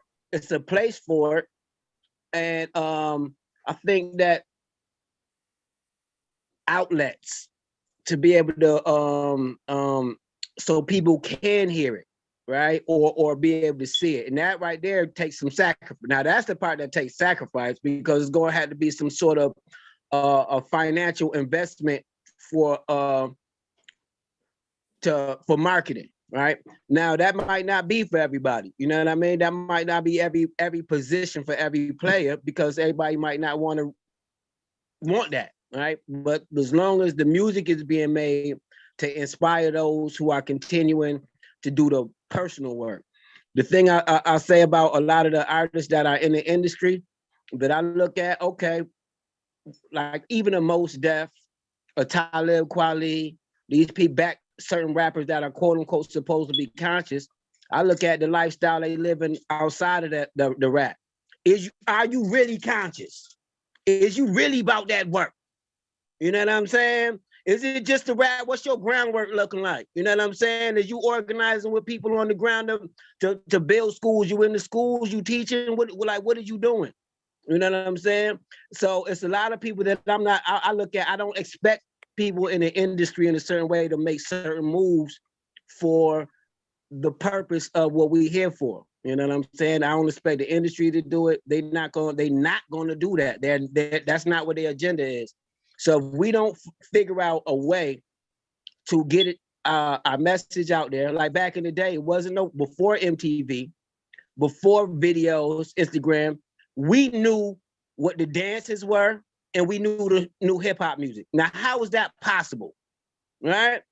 Whatever the new dance was, I don't care if you was in Rochester, New York, that wherever it was, down south, the city, everybody knew certain dances and what to do when the beat came on. With no videos. So right there, whatever that is, we got to tap into that. Whatever that is, because that right there is a phenom. You know what I mean? That beats, I say, the algorithms of just finance, because nobody had finance back then. They wasn't even investing that much money into hip hop at the time because they didn't think it was gonna last. All right. So just at least through DJs, radio, or whatever frequency was in our psyche, we as youth, we downloaded it and we moved off of it and it spread to the point where hip hop is what it is right now. So what I'm saying, I'm not sure what it is, what we did, or what we tapped into at that time. However, that right there is whatever we got to find out and at least give it to our youth early so that they can continue with what we're putting forth.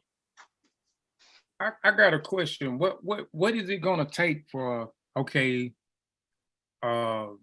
brothers and sisters such as ourselves to actually come together? Like we're talking about they owning, we know they own these hip hop industries, we know they own the media, we know they own Hollywood, so they're not only controlling, what comes out on the radio, but what comes out, visually through the movie. So what is it going to take for us to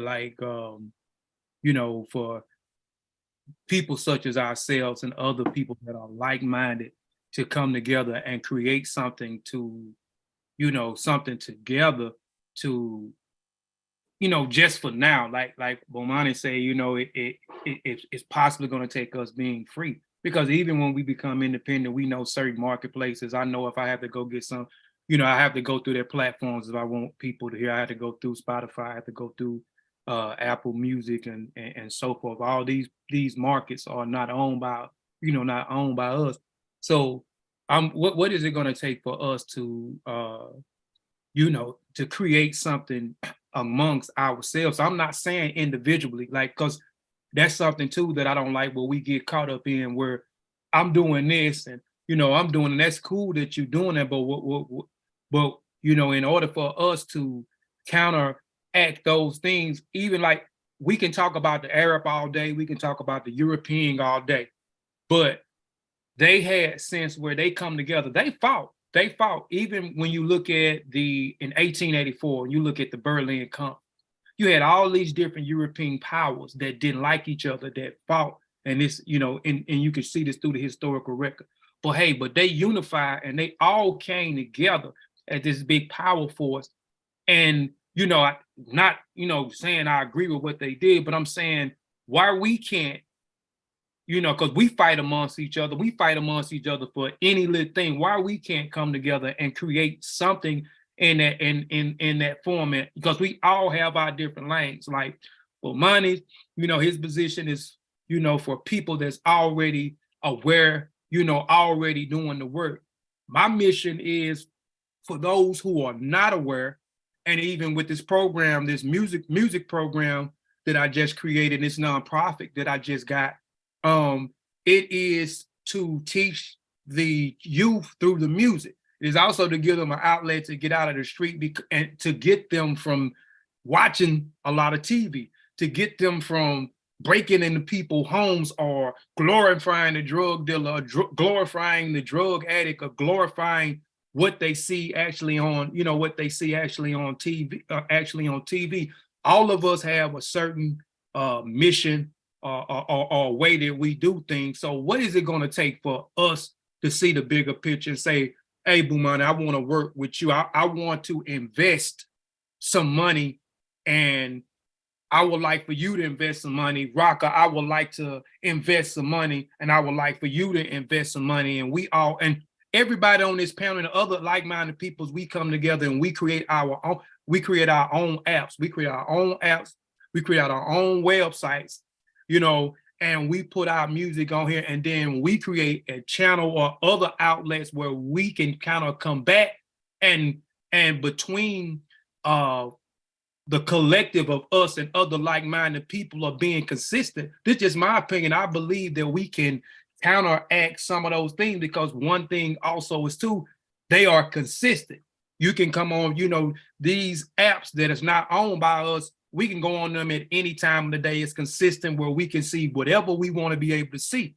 So why can't we come together and create these things in a replica or better than what they got, and all of us be consistent, and have the discipline to be consistent and say, hey, look, it ain't just about my group over here. It's about us as a collective. So I'm going to join with these people. I'm going to rally my money behind these things. I'm going to invest in these things.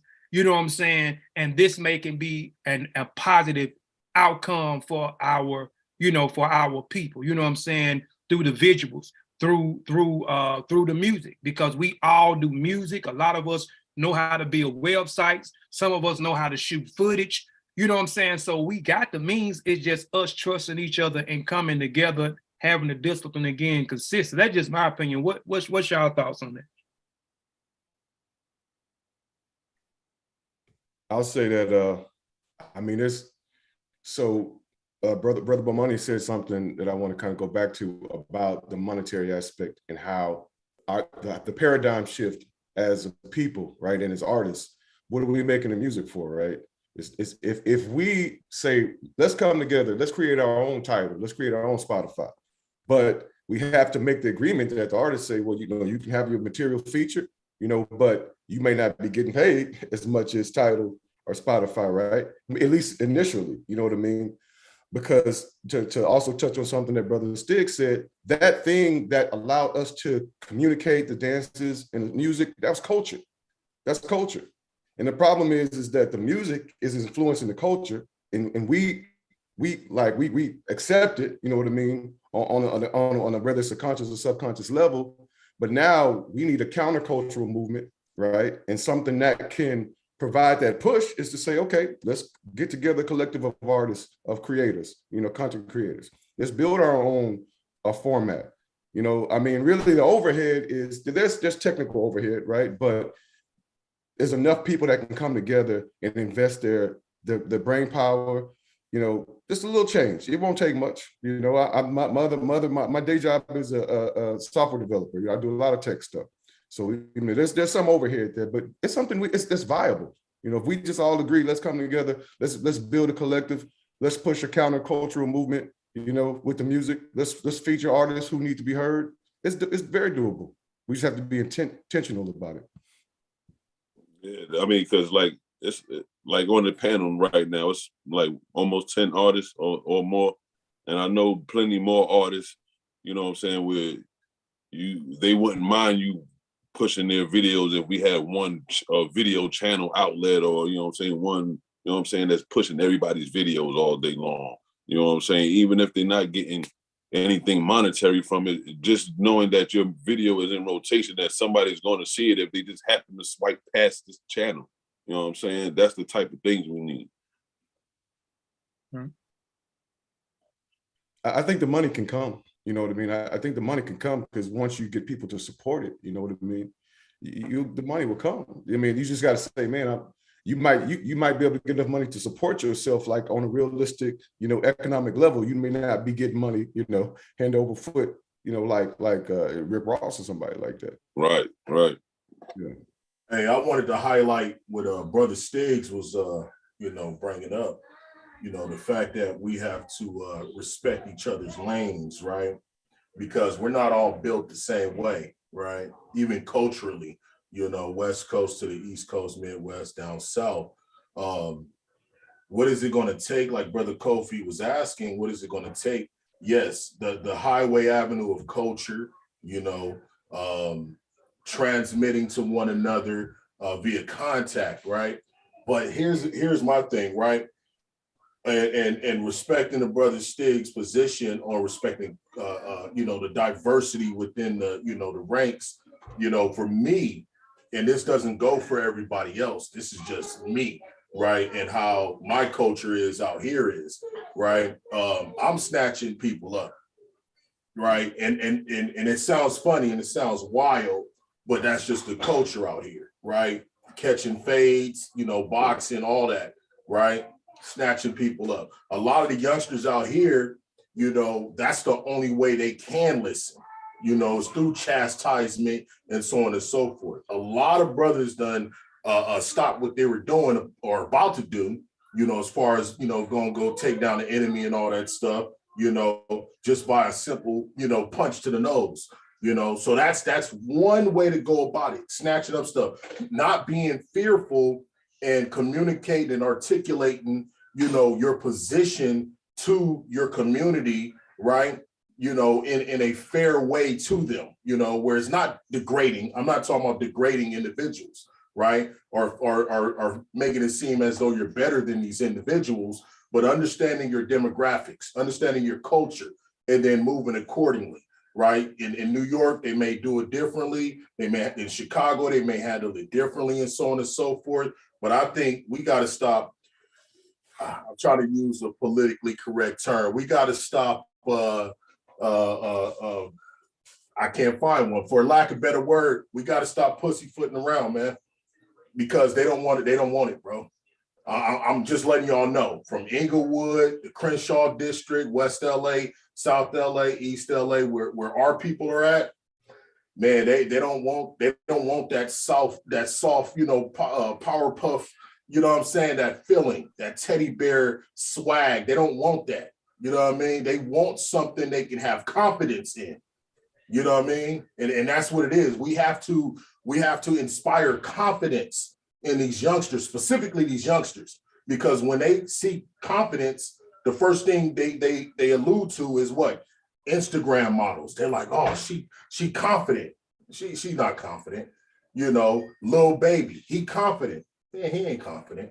You know what I'm saying? These are just individuals that are entertainment, right? Or doing things for the purpose of clout and so on and so forth, but they have no real substance within them. So we have to persuade individuals on what substance look like, and it's not going to look the same from every individual to every individual.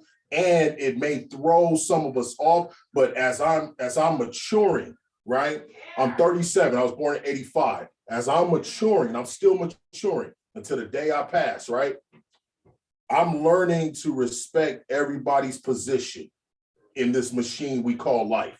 Everybody's a cog, everybody's a wheel, everybody's a nut and bolt. You know what I'm saying? Everybody's a part of this machine, but I'm learning now to respect everybody's lane. As long as it does not harm the overall goal, then we can work together. Mm-hmm. I want to piggyback off of Brother Ibaka and Kofi. I do agree with everybody having a certain role and lane to play. And Brother Kofi brought up what we could do, or why is it that the Black community can't come together and like have a whole agenda. And that's because truthfully, the Black energy, the creation of Black energy, in my opinion, was built off of independence, built off of, I'm gonna do it whether I have somebody behind me or not. So we gotta think of it just as the energy of Black people, is that we're gonna get it whether I have somebody behind me or not, whether if I have a group of me or not. So that's where we tie in, and we all say, oh, we have this God-like mentality, which is nothing wrong with that. It's just the fact that sometimes you have to be a God on yourself to understand and realize that I need a community, and I need to find my community to be able to push my agenda and make a better change on this world. So then we come up out of that of the God, because that's a European term, and we think of ourselves as Orisha. And that's more so, what energy can I leave here on this earth to better it when my physical form is not here?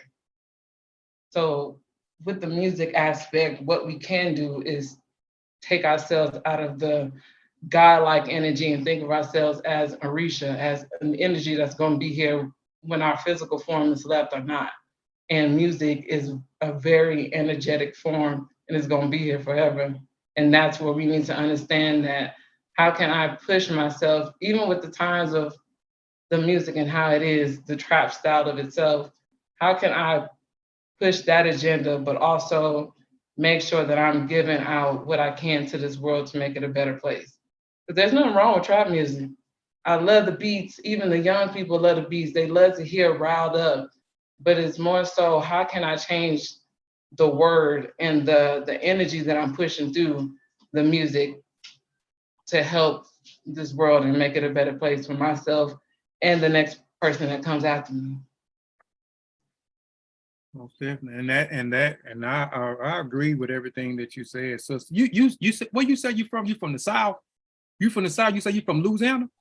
Louisiana, yes, sir. What part of Louisiana you say you from? From Canton, which is maybe like an hour away from Shreveport. Okay, I'm like 3 hours, almost 3 hours from Shreveport. Actually, I'm 3 hours from Shreveport. I'm right here in Mississippi. I love trap music too. I actually, a lot of my music that I make now, I know the youth is gravitated toward those instruments that are used in trap music. So I use a lot of, you go and look at a lot of my recent music that I have, a lot of it is trap music. I like trap music too, but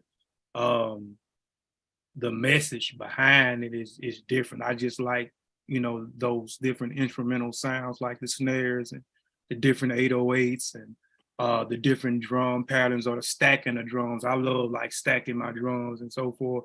But I agree with everything you saying also. I mean, like individuals, I can say that I do the same thing. Like I can't wait on nobody. Like I have 3 companies. They small companies. I'm not making a lot of money like a lot of people think, but I am making some money by using these things. And I wouldn't have these things if I don't wait. But these things that I'm trying to do, like far as the program, the youth program that I got, you know what I'm saying?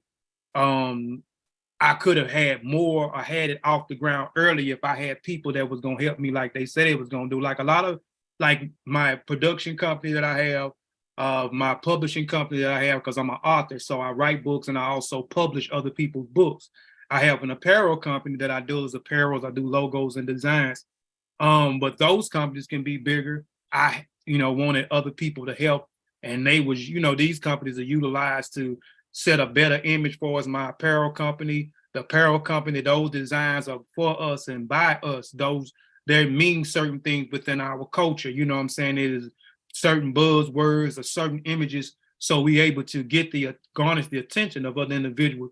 My publishing company, we write a lot of books dealing with African culture, you know what I'm saying, traditions, or, you know what I'm saying, historical events that may happen in Africa or the Caribbean, South America, or even North America, and, with my publishing company, I'm, more of the music is gravitated toward the youth. I'm doing other things for favorite people that I like, but most of my thing is garnishing the youth and teaching them how to do these things and getting their attention and then spreading, passing the seeds on to other people. But yeah, we have been, we have been conditioned to, I got to get the bag. It's not we got to get the bag. And in African culture, it's a communal thing. You know what I'm saying? So that's why you will see that in the rites of passages, when you deal with the adult right or the marriage right, marriage and birth go hands in hand. You can't talk about marriage without children. You can't talk about children without marriage, even though in some cultures, they have people that have children outside, but for the most, there are a culture where once you get married, after you become an adult, then you have children, because they understand that they understand that 4 hands is better than 2 hands. They understand that 8 hands is better than 4 hands. They understand that 12 hands is better than 8 hands. It's a communal thing. And even if we go back and we look through the historical record, we can see that when we unified and we came together for whatever common goal, we began to create these great things that was given to the world, that was stolen from the world. You know what I'm saying? They say Black folks not civilized, but when we look through, historical record, we created these things called civilization in order for us to be able to create these massive buildings and create these dominant cultures and be able to provide for the community, sustain the community. It was we unifying and us coming together, and us over here not saying, hey, I'm good, man. I'm good. I like what I got going on. I don't want to deal with what's over here, even though we know when we look that both of us, we have the same, we have the same common enemy. We have the same results and pain. So I definitely agree with you. That's why I throw out the question, what can we do as a collective to come together? Because every time and I'm gonna wrap it up because I know I don't want to hold y'all too much longer. That's why I posed the question of what can we do as a collective to unify. I'm always willing to connect and unify, and even take some of my dollars or even take some of my resources. Everybody that know me don't mind. I don't mind going broke for a common cause if it's for the betterment of our community. I'd have done it times and times over, and I'm not complaining about it. And I think if we had more like-minded people that will come together, we can talk about the problems, we can talk about the issues all day, but until we actually sit down amongst each other and we carve out a plan and then execute that plan, I think that we can make it better. I'm not saying it may not be what we think, but we can make it better than what, than the situation that we have going on. And maybe in the future, we can be able to correct the things where now we starting to look in our community and our community is looking clean. It's no more people on the corner selling poison in our community. It's no more of us getting mad at each other over some foolishness and then gunning each other down. It's no more us trying to scramble and scam other people or rob people or steal from people that work hard for their own things. If we able to change the trajectory, and we know that music and movies are right now is, in my opinion, is the biggest thing, which is the biggest influence, because majority of us, we watch more TV than we read. We watch more TV than we spend more time with the TV than we do with our own significant other. So, that's why I posed the question. And I think that we can change our situations a little bit together if we came together, if we trust each other. And that's the biggest problem that I see, that Rocka may not trust me. He may not, I'm not saying you don't, but I'm just saying Rocka may not trust me, or I might not trust Robert. And I think that's been our biggest downfall. We think that we gonna rob each other. So now I'm gonna stay safe over here and I'm gonna do it myself. I'm gonna invest in myself and do it myself. But we see doing it ourselves is not getting. It's not working. So it's gonna take a collective. It's gonna take a collective. It's gonna take a community. It's gonna take a tribe. It says, what's the African proverb I used to use all the time? If you want to go fast, go alone. If you want to go far, you got to go together. So we got to go together. I think, first of all, I'm totally with you, Baba. Purpose. I think that the unification part has to be purpose, right? Everybody, because something I learned through organizing, people go trying to do their own thing. And it's almost like you got to trick people with knowledge of self even to work together. You know what I mean? Because when it comes time for the work part, sometimes people may fall off. However, we have a common goal, purpose. If it's a football team, everybody, different positions, the whole goal is to score a touchdown. So no matter what, we make a style of music, right? Whatever the style, whether it's West Coast, East Coast, whatever it is, trap, with the antidote in it. I call it medicine with the applesauce. So we got formulas of music. Now, business structure, organizing. The brothers does IT work, let's organize it so people can feel comfortable getting finance, right? So, all right. So the first order of finance, everybody, if people are worried about individuals getting paid, let's organize something where the money goes, right?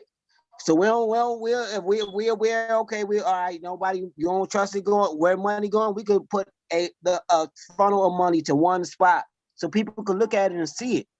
You want to see where the money going? There it goes. It's all right there from your heart, great work of the music. Now, we don't have to sit and argue about what we're going to do with the money. We'll figure that out once there's some money there.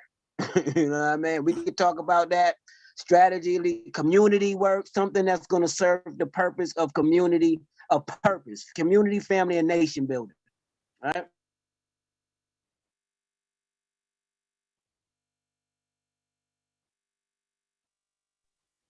Can you hear me? Yeah, we can hear you now. You kind of went out. There's no reason for people to feel slighted or like, okay, it's going he's getting more than me or she or anything. If we are aware that, hey, the money's going to that spot, right?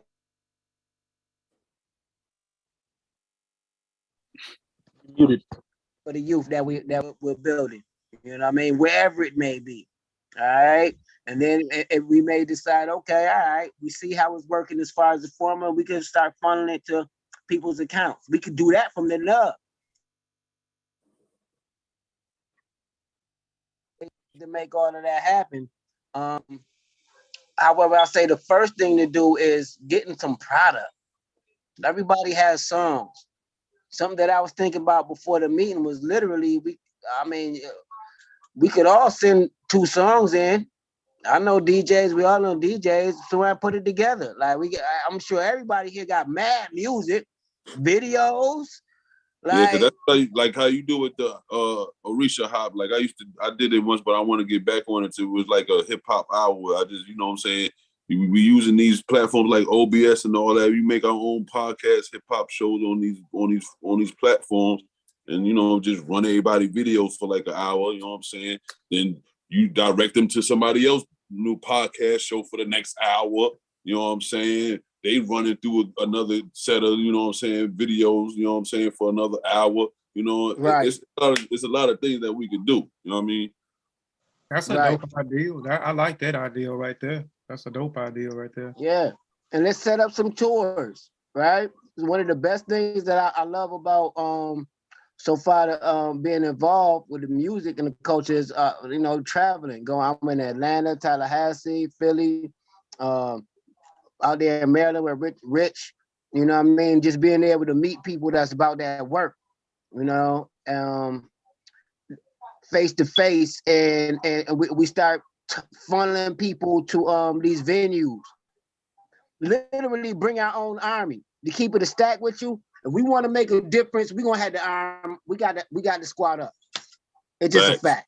It's strength in numbers, man. We coming through 100 deep, man. Ain't nobody gonna ask no questions. They gonna either ask how much money you want, or they're gonna move out the way. They're gonna see what you talking about. We got to squad up. We not deep enough to be separated. Just to keep it a stack. It's not enough of us to be separated. No matter where we are, we got to move as a unit. If you about this culture, you about family, community, and nation building, then come on. If you about the other agenda, then stay where you at. But if you about this, no matter how you saying it, I ain't gonna tell you how to say it. However, if that's where your heart at, then squad up. Let's go somewhere. Let's go somewhere 100 deep and walk through any hood. They're gonna move out the way. That's exactly what I'm talking about, man. That's exactly what I'm talking about. Yeah, and terminology is important, right? So, you know, you hear within the conscious community, you know, nation building, right?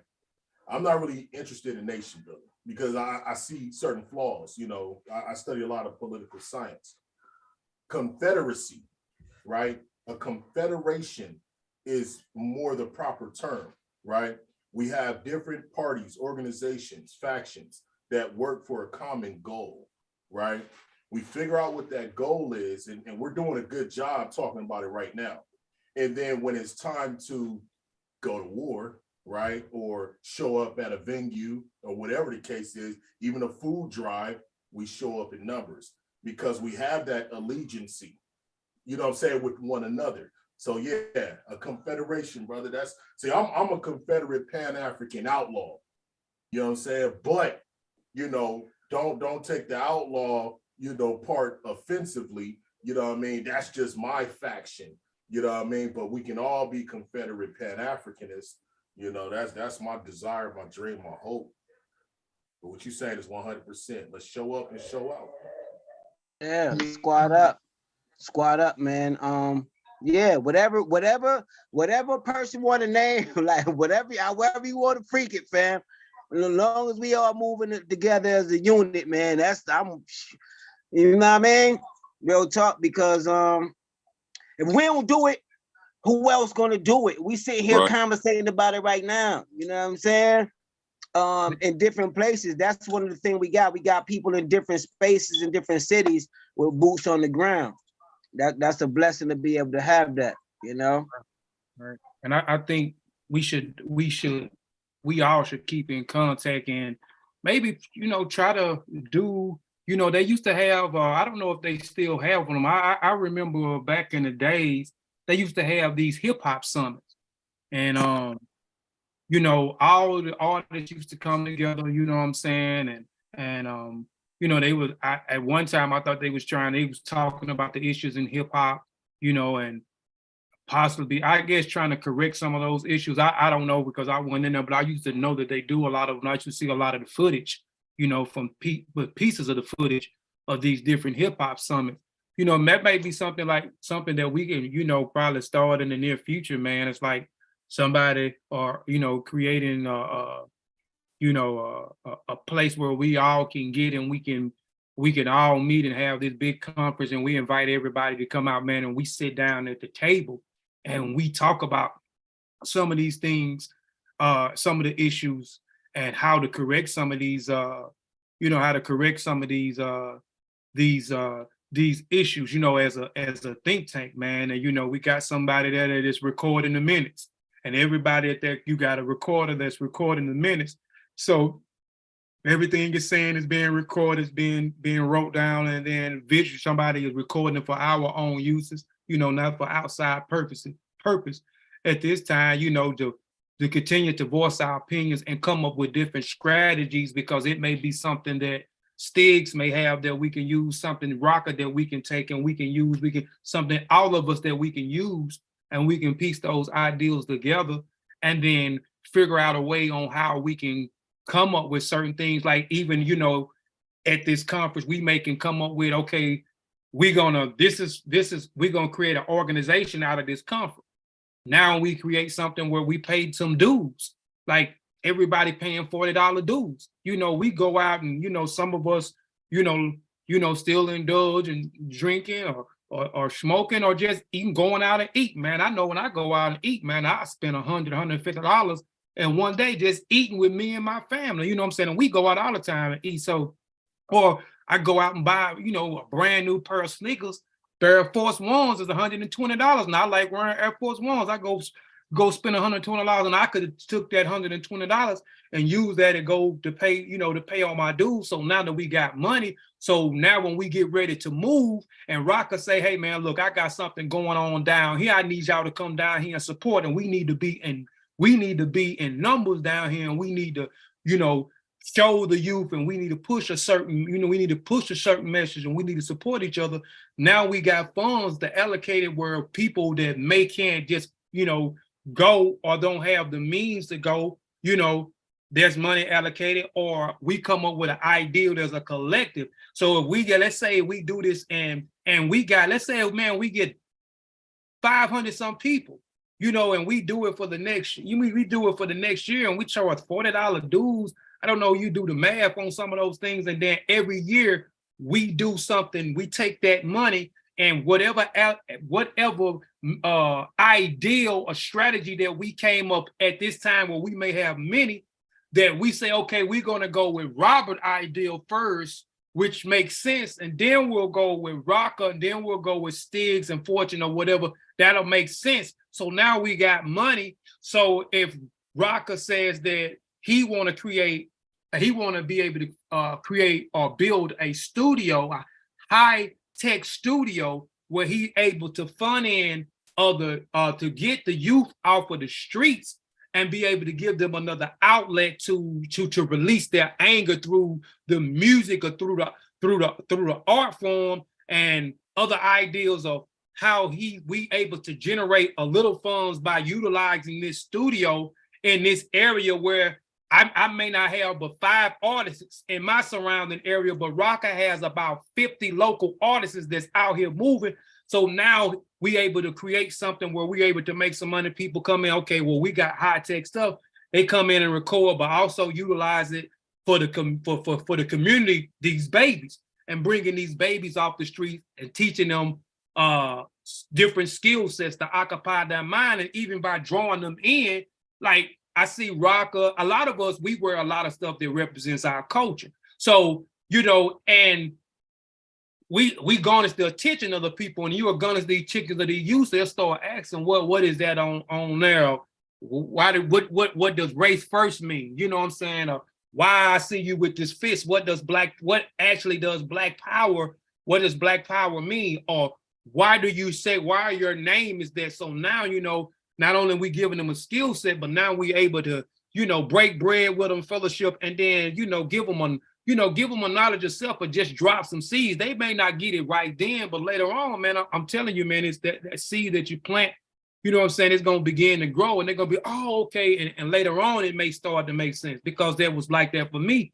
People was dropping seeds. I thought people were crazy when they was coming to me with this, Black power and race first. And, at growing up, or I didn't understand certain things. But when people started to drop stuff on me later on, and me having conversations with somebody else, man, it all started to make a full circle and come back around and say, oh, okay, I understand where he was coming from. I just wish I would have got it at that point in time. And then it pushed me off to me from being an individual to me wanting to do more for my community. It's no longer about me, it's about we. It's about the community. So whatever I can do to service my community, you know what I'm saying, that's what I'm gonna do. So I think that's something that we could do, a conference.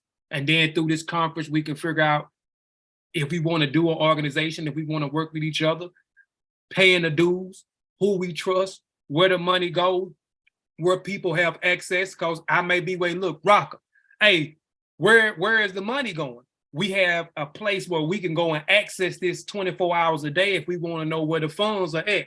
We collected this amount this month. We collected $1,500, or we collected $5,000 in the month of October. It is in this facility right here where we able to see the statements. And then when we able to move on different individuals' ideals and say, okay, well, we're going to go with this brother ideal because this ideal is feasible. We're going to do this. Let's create a professional podcast because that's a dope ideal. Or let's put 3 in 3 different states. And then we're going to facilitate these 3 different states where we're going to play music. We're going to play music at least 4 or 5 hours a day, or we can play it 2 hours right here. Rocker got in his area. He's going to play it when Rocker go out the air. We go, because I'm in the thing of if people like it when it looks good. That's why I've been apologizing. Like I got $1,000 worth of equipment, and I usually use another program. So I see that people, when you have that look, that also gravitate toward, people to come towards you, when you got that look. So we got three podcast stations or 3 studios in 3 different areas. That's combating the social media outlets and YouTube, because now we got it where every day, because it's about consistency. So now we consistent. So we got one in this state, one in this state, and one in this state for right now. That's all that we able to go. And then Rocker goes off the air, and then the next person comes on, and then that goes on. So we at least feeding them 6 hours out of the 24-hour day, every single day, consistently doing this thing. But then we figure out a way on how we can utilize it, where we can monetize it, where Rocker and whoever else is at least getting paid a little bit of money for facilitating their time to play this music on an everyday basis. Because I know we got to get out of the mindsets. This is just me. We just got to get out of the mindsets of a lot of our revolution, and that's just me. They shouldn't have died. Like a lot of our revolutionaries that we quote all these different guys. We look up to a lot of these guys that came before us, and we stand on their shoulders. But a lot of these people, they died. They died broke. They died. Talk, Baba. Talk that talk. You get me hype. So we can't just say we for the revolution, because at the end of the day, we still got families to feed. So we just got to figure out a way on how we can feed our families doing the things that we love to do. You see what I'm saying? So that's the way, but we can't do it alone, because I can't take what I got in the bank and be able to make everybody else good. We got to be able to do it as a collective, and we got to be able to think, and it got to be able to make sense. Once it's able to make sense and we be like, okay, this is what we're going to do, then we move on it. It's too much of us talking. Like, we got to stop. It's too much talking and not enough of us doing what we want to do. And it's sad to say, I'm going to say it, once we get off of here, some of us may not talk to each other no more. Some of us may not see in each other no more. I'm going to try, the people that right now, I'm going to try to get this sister. I got everybody else's contact, but this sister, I'm going to get this sister contact. She closer to me than anybody, but I'm going to get her contact. So I'm able to keep up, and maybe we can maybe one day we able with these ideals that we talking about, we can actually manifest these different ideals and bring it. I'm just saying that's just one thing for us, the stations. Another means is for us the travels. I would like to see Rocker in Brookhaven, Mississippi. I would like to see him. I would like to see Stig. I would like to see Oluwaseyi. I would like to see Ibaka.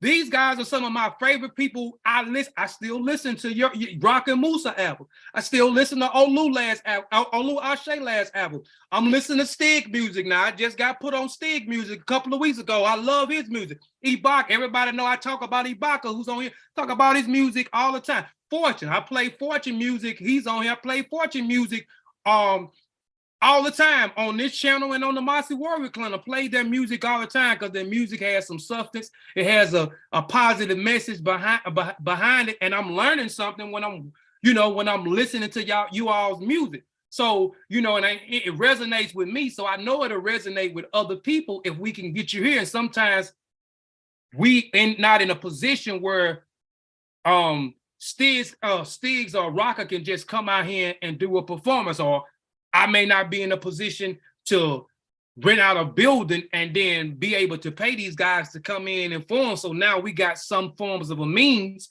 now where we allocating funds for traveling for people that are actually, doing music all the time. You know what I'm saying? And so now we're paying for the travel, we're paying for their hotels, and maybe we'll be able to later garnish some monies where we're able to get some ticket sales, where we're able to pay them not only for, pay them for coming out and doing these shows, but it takes baby steps.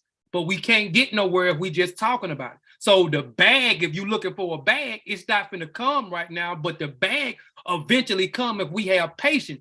We too much in the instant gratification era where we think that next week, man, we supposed to have it all. But it's not, it's going to take work. It's going to take dedication. And then over time, you're going to see all of us start to reap the benefits. So that's just an ideal that, I have that, maybe we can, and if I have to do it, I don't mind. I'm a great organizer. I'm a great person of putting things together and finding a venue and even spending my own money if I have to create something that later on it's gonna be greater down the line. I'll take everything in my account if that's what it takes. If I know that everybody is serious and it's gonna be greater for us, and it's for the common goal. I mean, the greater of the good, And to me, the greater the good is the babies. Like some of the grown people, we just not gonna be able to change their mind. I don't give a damn how much we talk to them, how much information we feed to them, how much the music is positive. They just not gonna change. But if we start to direct a lot of that energy toward the youth and get the youth, that's where it's at, because that's where the most minds are influenced at is the youth, you know what I'm saying, between the ages of 9 and on. Well, actually earlier than that, because my son was listening to rap music I didn't even know at the age of 5, because technology all out. So you got we giving our babies iPhones and tablets. He had an iPad. So shoot, he was going on there connecting, know how to connect it and listen to music. How you know about this artist? So, and they being influenced. And I see that through my son. He's 15. He's influenced, and I get on him all the time. Like my son, he know about Africa. He can break down a lot of stuff because I taught him at the age of 4 or 5. But I'm no longer in the household with him. So now he's influenced by outside things. So now he wanna dress in the Gucci. He wanna dress in the Louis. He wanna wear the Louis belt. So he's influenced by these rappers. And he's always talking about these rappers and how they live in this certain lifestyle that he want to live, and he want to be a rapper and live this life, this what I call a selfless lifestyle. Get in the bag, you know what I'm saying, and retreating far away from your community as possible, and think that you're doing something when you come back and say, man, shoot, I gave some turkeys during November. Damn, I gave out some turkeys. That was community thing. Then you run back off, you know what I'm saying, outside of your community, and you're not doing anything else for the community because you good. So we got to change the mindsets of these artists as well. As you can't run away. The places, these places, you're benefiting off these places that you rap about. You're benefiting off of these places, and you're not coming back in and contributing. To me, some of these rappers are just as worse as the Arab that's in our community when we go to these different stores. We talk about these Arabs and how they treat us in our stores because they everywhere. I don't care if you in the South, you in the East, you in the West, you in the North. They are everywhere and they are all in our communities. If they're not in your stores, they own in your grocery stores. If they're not in your grocery stores, they in your nail tech. They somewhere in your community doing something, profiting off of us. You know what I'm saying? And not giving anything back. That's what the rappers are doing today. They profiting off our pain and then running away from it. Running away from it and not building it up, continuing to growing it through the music. But I mean, that's all I got to say, man. But, that's just some of the ideals that I have. So maybe we can be able to do that. But anybody else, man, got any last words, man? I'm going to shut this down, man. Anybody else got any last words, last statements? Y'all can go ahead. I just want to say something to what you just said real quick. As far as getting to the bag. Y'all. This is a great conversation because this is something that I'm aware that definitely works and I could bring to the table as far as sharing information, and we can figure out how to make it happen because it takes a team to make it happen. I'm sure everybody's familiar with streaming, right? Mm-hmm.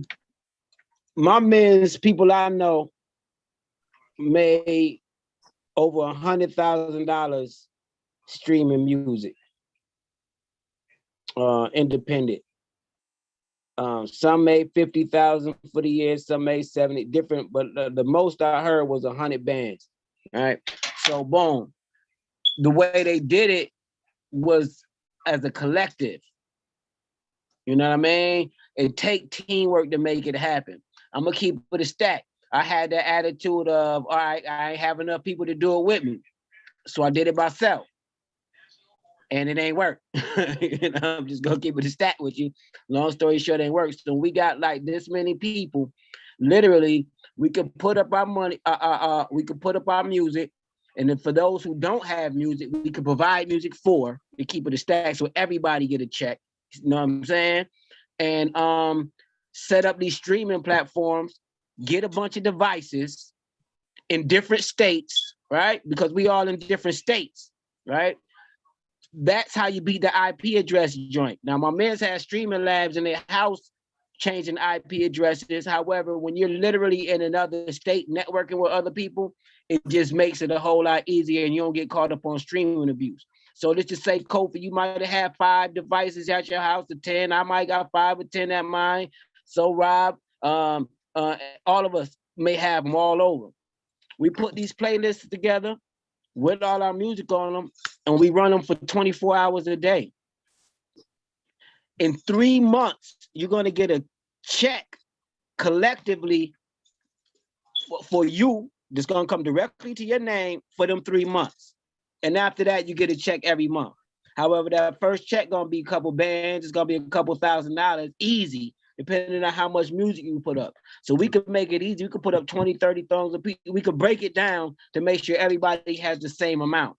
And we just all take the playlist and we all run them for 24 hours a day, 2, 3 playlists, and you're going to get us some checks. Yeah, that's a dope idea. Anybody else, man, got any last words? Yeah, real quick. I wanted to make sure I clarified because there might be some confusion about the terminology that I use. This is why it's important to read, look up definitions and things like that. It was confusion on the YouTube chat about the word Confederate. I am not talking about the Confederacy of the United States of America. I am not talking about the Union of the United States of America, right? What I am talking about is a union of Pan-Africanists. Unity is the order of the day. I am talking about a confederacy of Pan-Africans, right? And so let me just read this definition real quick, and then I'll pass it because, this is very important because and this is the thing too, when we're trying to discern somebody or their motives or whatever the case is, we kind of run with trigger words, and I'm trying to be careful with how I talk to people. So a confederation, an organization which consists of a number of parties or groups united in an alliance or league That's it. We're not talking about the South. Shall rise again. We ain't talking about that. We're talking about Pan-Africanism. All right. Anybody else?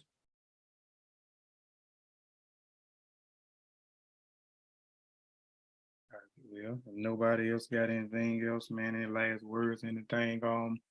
I just want to say, man, I appreciate everybody that participated in this discussion today, and hopefully from just this discussion we able to keep in contact with each other.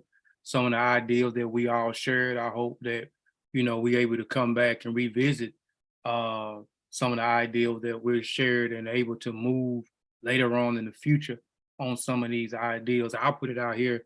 Anybody that need my help with anything, you can just hit me up at any time, man. And I'm there, or you need some music, I'm there, for that, man. I appreciate everybody that stayed the duration in the chat, man, and listen to the discussion that we have. And again, I want to apologize to the panelists and to the listening audience about, I get on people who come on my platform about, I want everything to be right. I want everything to be professional looking. And if you come on, I would like for, you not to keep dropping off, or we can't hardly hear what you're saying, or you're sounding muffled, because I believe in professionalism. And today I wasn't professional at all, but we were supposed to have at least 15 people on the panel today, and StreamYard only provides 10 panelists.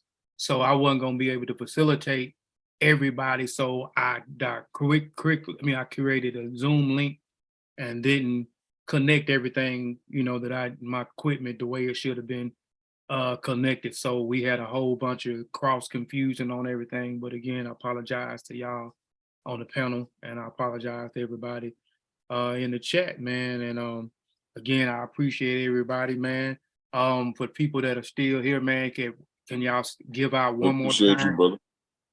Can y'all give out y'all social medias, and if you got any music screaming anywhere, or how can they get their music for please let the listening audience know again, so if they want to get something from y'all, they able to get something. All right, this Big Rock, Rock and Musa. You can catch us on all streaming platforms. Rock and Musa, RAK and Musa, MUSA, on Tidal, Spotify, iTunes. Our YouTube channel is of the same name with all our videos on there. Also streaming on Audio Mac and SoundCloud as well for our throwback mixtapes and all that. But our current album is streaming on all major platforms. Still working on my solo LP, Big Rock Hard Headed. You know what I'm saying? I got Bomani and a couple more artists on my project as well. So anybody that's willing to work, I'm willing to work with anybody. You know what I'm saying? With the music in any facet. And anytime y'all need anything, just hit me up on Facebook or Instagram. You know what I'm saying? Big Rock. Rock, for anybody that's gonna make, y'all ever thought about you and Rock and Musa, man, like doing virtual, a lot of virtual, like booking like virtual performances? Like y'all did such a good job when I put out my Beautiful Lessons About Kimoyo book, and I've been I done released a few books. Well, I done released another book. I just released another book, and then the research group, we released a book last year. We finna get ready to release another one. Every time we do these social media book releases online, it'd be so hard for me to find people. Like, it's hard for, I'll be talking to a lot of different people, and they be willing to do it, but they don't understand, the how to do it, perform live. I don't understand, you getting the camera, I done asked like a few people, and, it was like I was talking Chinese to them when it comes to, virtual performance, man. So, y'all ever thought about that, man? Or, or doing a class or something, man, showing people that, if you can't reach different things, because a lot of stuff is going on social media now, on these platforms. Now people are doing events on YouTube now, doing events.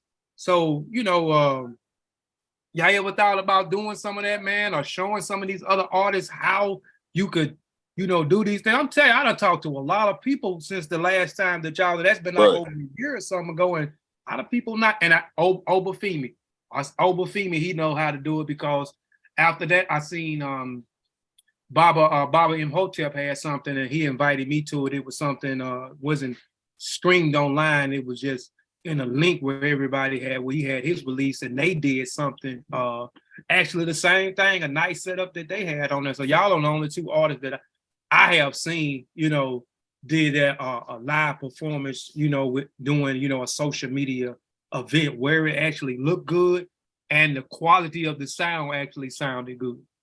Well, that's I strive to do that all the time. So like maybe we'll just get together one time a week, can collaborate on on a live Zoom class or a podcast or something like that to, let them know how to, how to get that look. Because I'm always for that. I'm always for if I got anything to do with it, I'm gonna make sure my performance look all right. You know what I'm saying? For real. If I'm a part of anything, I'm gonna make sure that my peoples and whoever's a part of it with me it's gonna look official, you know what I'm saying? So yeah, we definitely can do that. Okay. What about you, bro? I'm good. Peace and Black Power. Peace and Black Power, bro. Peace and Black Power to everybody on the panel. All right. Anybody else, man? Get your contacts out. Your contacts. Yeah, I'll go. You can. Somebody's got their mic on. All right. You can find me at McCardio Music, Facebook. It's just my last name. McCute Music. I've got a page there, but just some covers and some stuff that I've done. So, but I'll be putting out some personal projects, some original content soon. All right. What about you, Queen? I'm a Oh yeah, Queen. A lot for you. Again, I'm Oshadar the Great. You can find me anywhere: Spotify, YouTube, Apple Music, Facebook, Oshadar the Great. And once again, I'm here for any kind of EFI work. If you want to learn more about the Asheshe, what we do, what the tradition is based off of, I'm a great person to contact. And I just want to shout out to Obafemi for inviting me to the panel. And I thank you, Brother Kofi, for allowing me to be here, as well as I'm a big fan of rock and all his music and stuff too. So I'll be looking forward to contacting him and getting in contact with all of y'all, truthfully. So thank y'all. Yeah, and that's how your name is on Facebook too? You're on Facebook? I already sent you a friend request, so it's sitting there waiting for you. Because I'm definitely gonna send you my number, and I'm definitely gonna send you some music too. I'm gonna send you some music.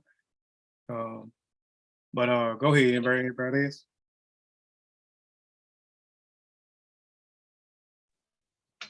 Yep, all right. I'm Stigalo, aka Stigalo Swag Mode. I got a project that I just completed not too long ago called Frequency 3333, The Antidote. That's Frequency 3333, The Antidote. I got to throw it back on the streaming platforms because they wasn't trying to give me my money. So it'll be on there this week though.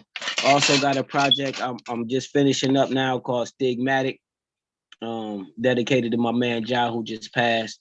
And my next project right after that I have is called Arisha Street Hop. And we'll definitely gonna connect with a few people, get some features on that project, to help push the agenda. You could see me on, I'm Stiggs Stigalo on Facebook, and I am Stiggs on the gram. Stiggs Stigalo on Facebook, I am Stiggs on the gram. And Kofi, I like to build with you too. I got a book you get some help with. Yeah, you got my number. Just call. Just call. I'm gonna give you a call, definitely. All right, yep, that's my words. All right. Go ahead, Ibaka. Yeah,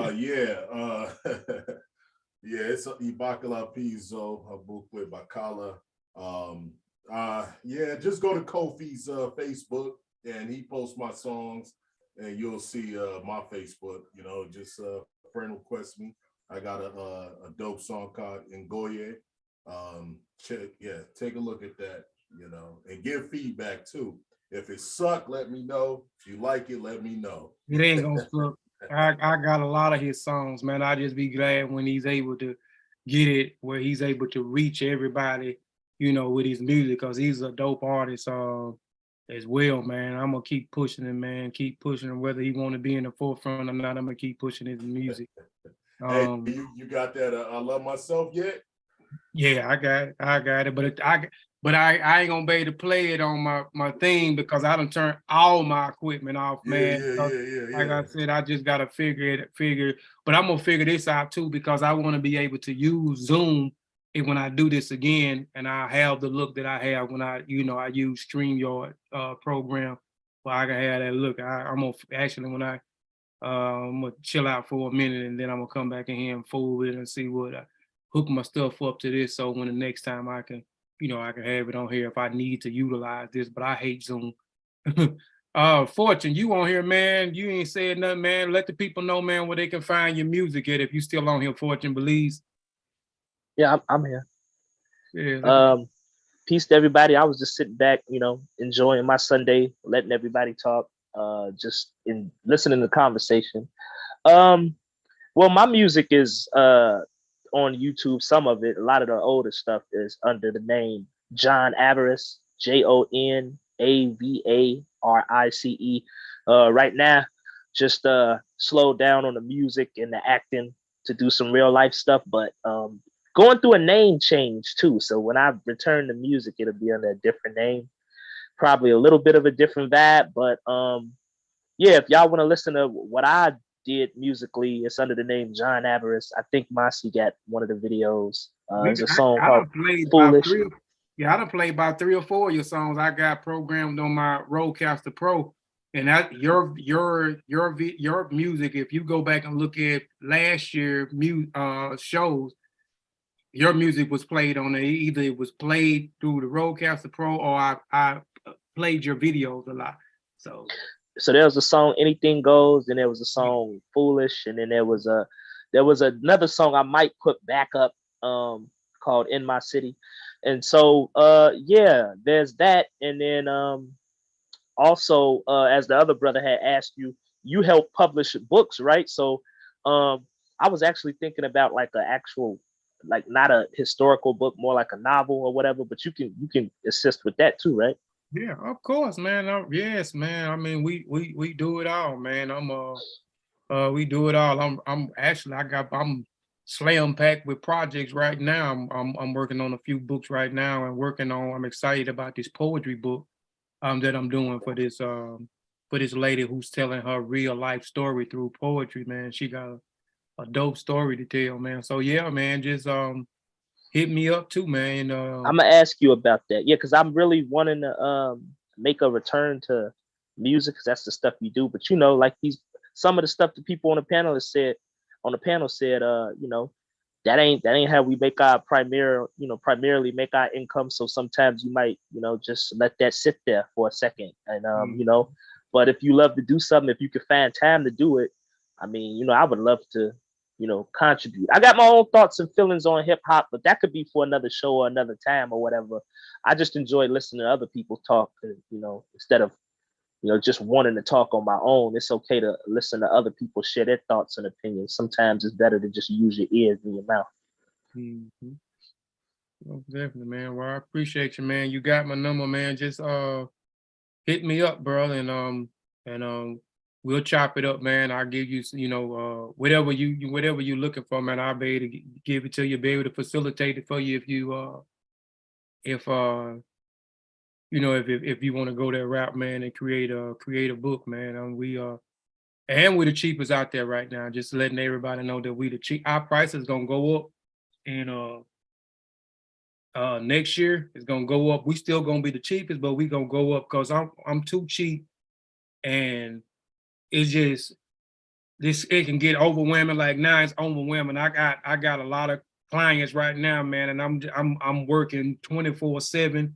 Some of them is just hard to deal with, so I don't get paid enough to deal with with a lot of the stuff with some of these clients and some of the stuff they're demanding and stuff that they're changing and accidentally sending. I mean, it's just a whole lot of stuff, man. So I'm just gonna go up on the price a little bit, but I'm still gonna be the cheapest out there and still be affordable for people.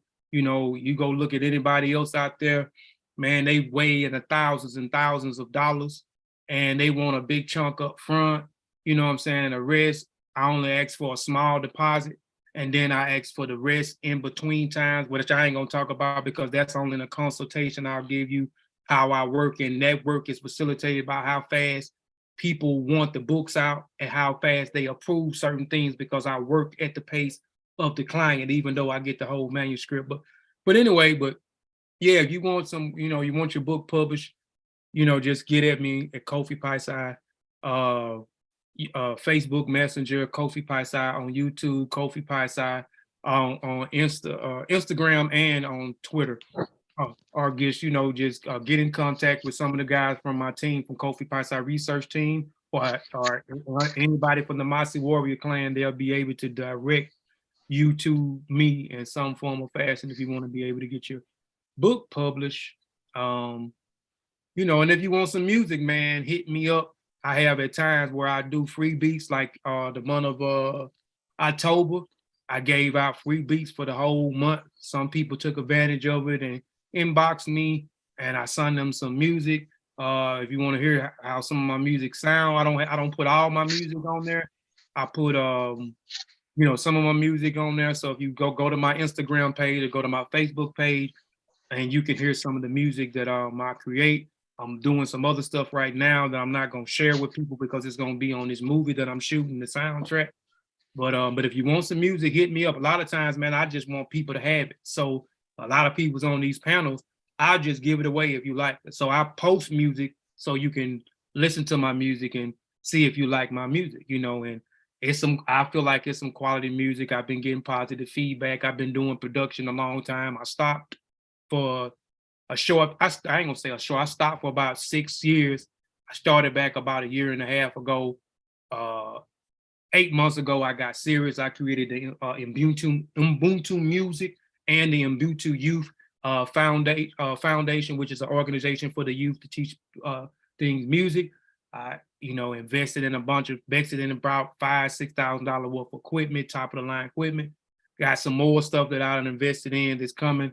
Got a building gonna be able to facilitate people to come in, professional look, the whole nine. So if you want some music, just get at me. A lot of times you just hit me up, man. I'll probably just throw you something for right now. You know what I'm saying? Until actually I get my building done. Then I'll still be cheap, man. I ain't gonna charge that much for no production. But a lot of times you just hit me up. If I like you, I'm just gonna give it to you. I'm just gonna give it to you. And anyway, man, we out of here, man. I want to say peace and Black African power, man. And I don't know if I'll be back next week. I normally do a show every Sunday, family, but I may not be doing a show in the next couple of weeks. I got too much work going on. I got too much shooting a movie and trying to publish these these last 4 people's book. So I got to take a break from off of social media, Facebook, I got to get these people work done. So, but again, I appreciate y'all, man, for tuning in, man. And, you know what I'm saying? For other shows, go look at the other content on the show. If you hadn't subscribed, please go subscribe. This is a channel for y'all. We talk about various things. Most of the things we talk about African culture. We talk about African traditions from East, West, South, North. You know, so go look at all those videos that we have there. Go look at some of those dope interviews. Some of the people on the panel I have already interviewed.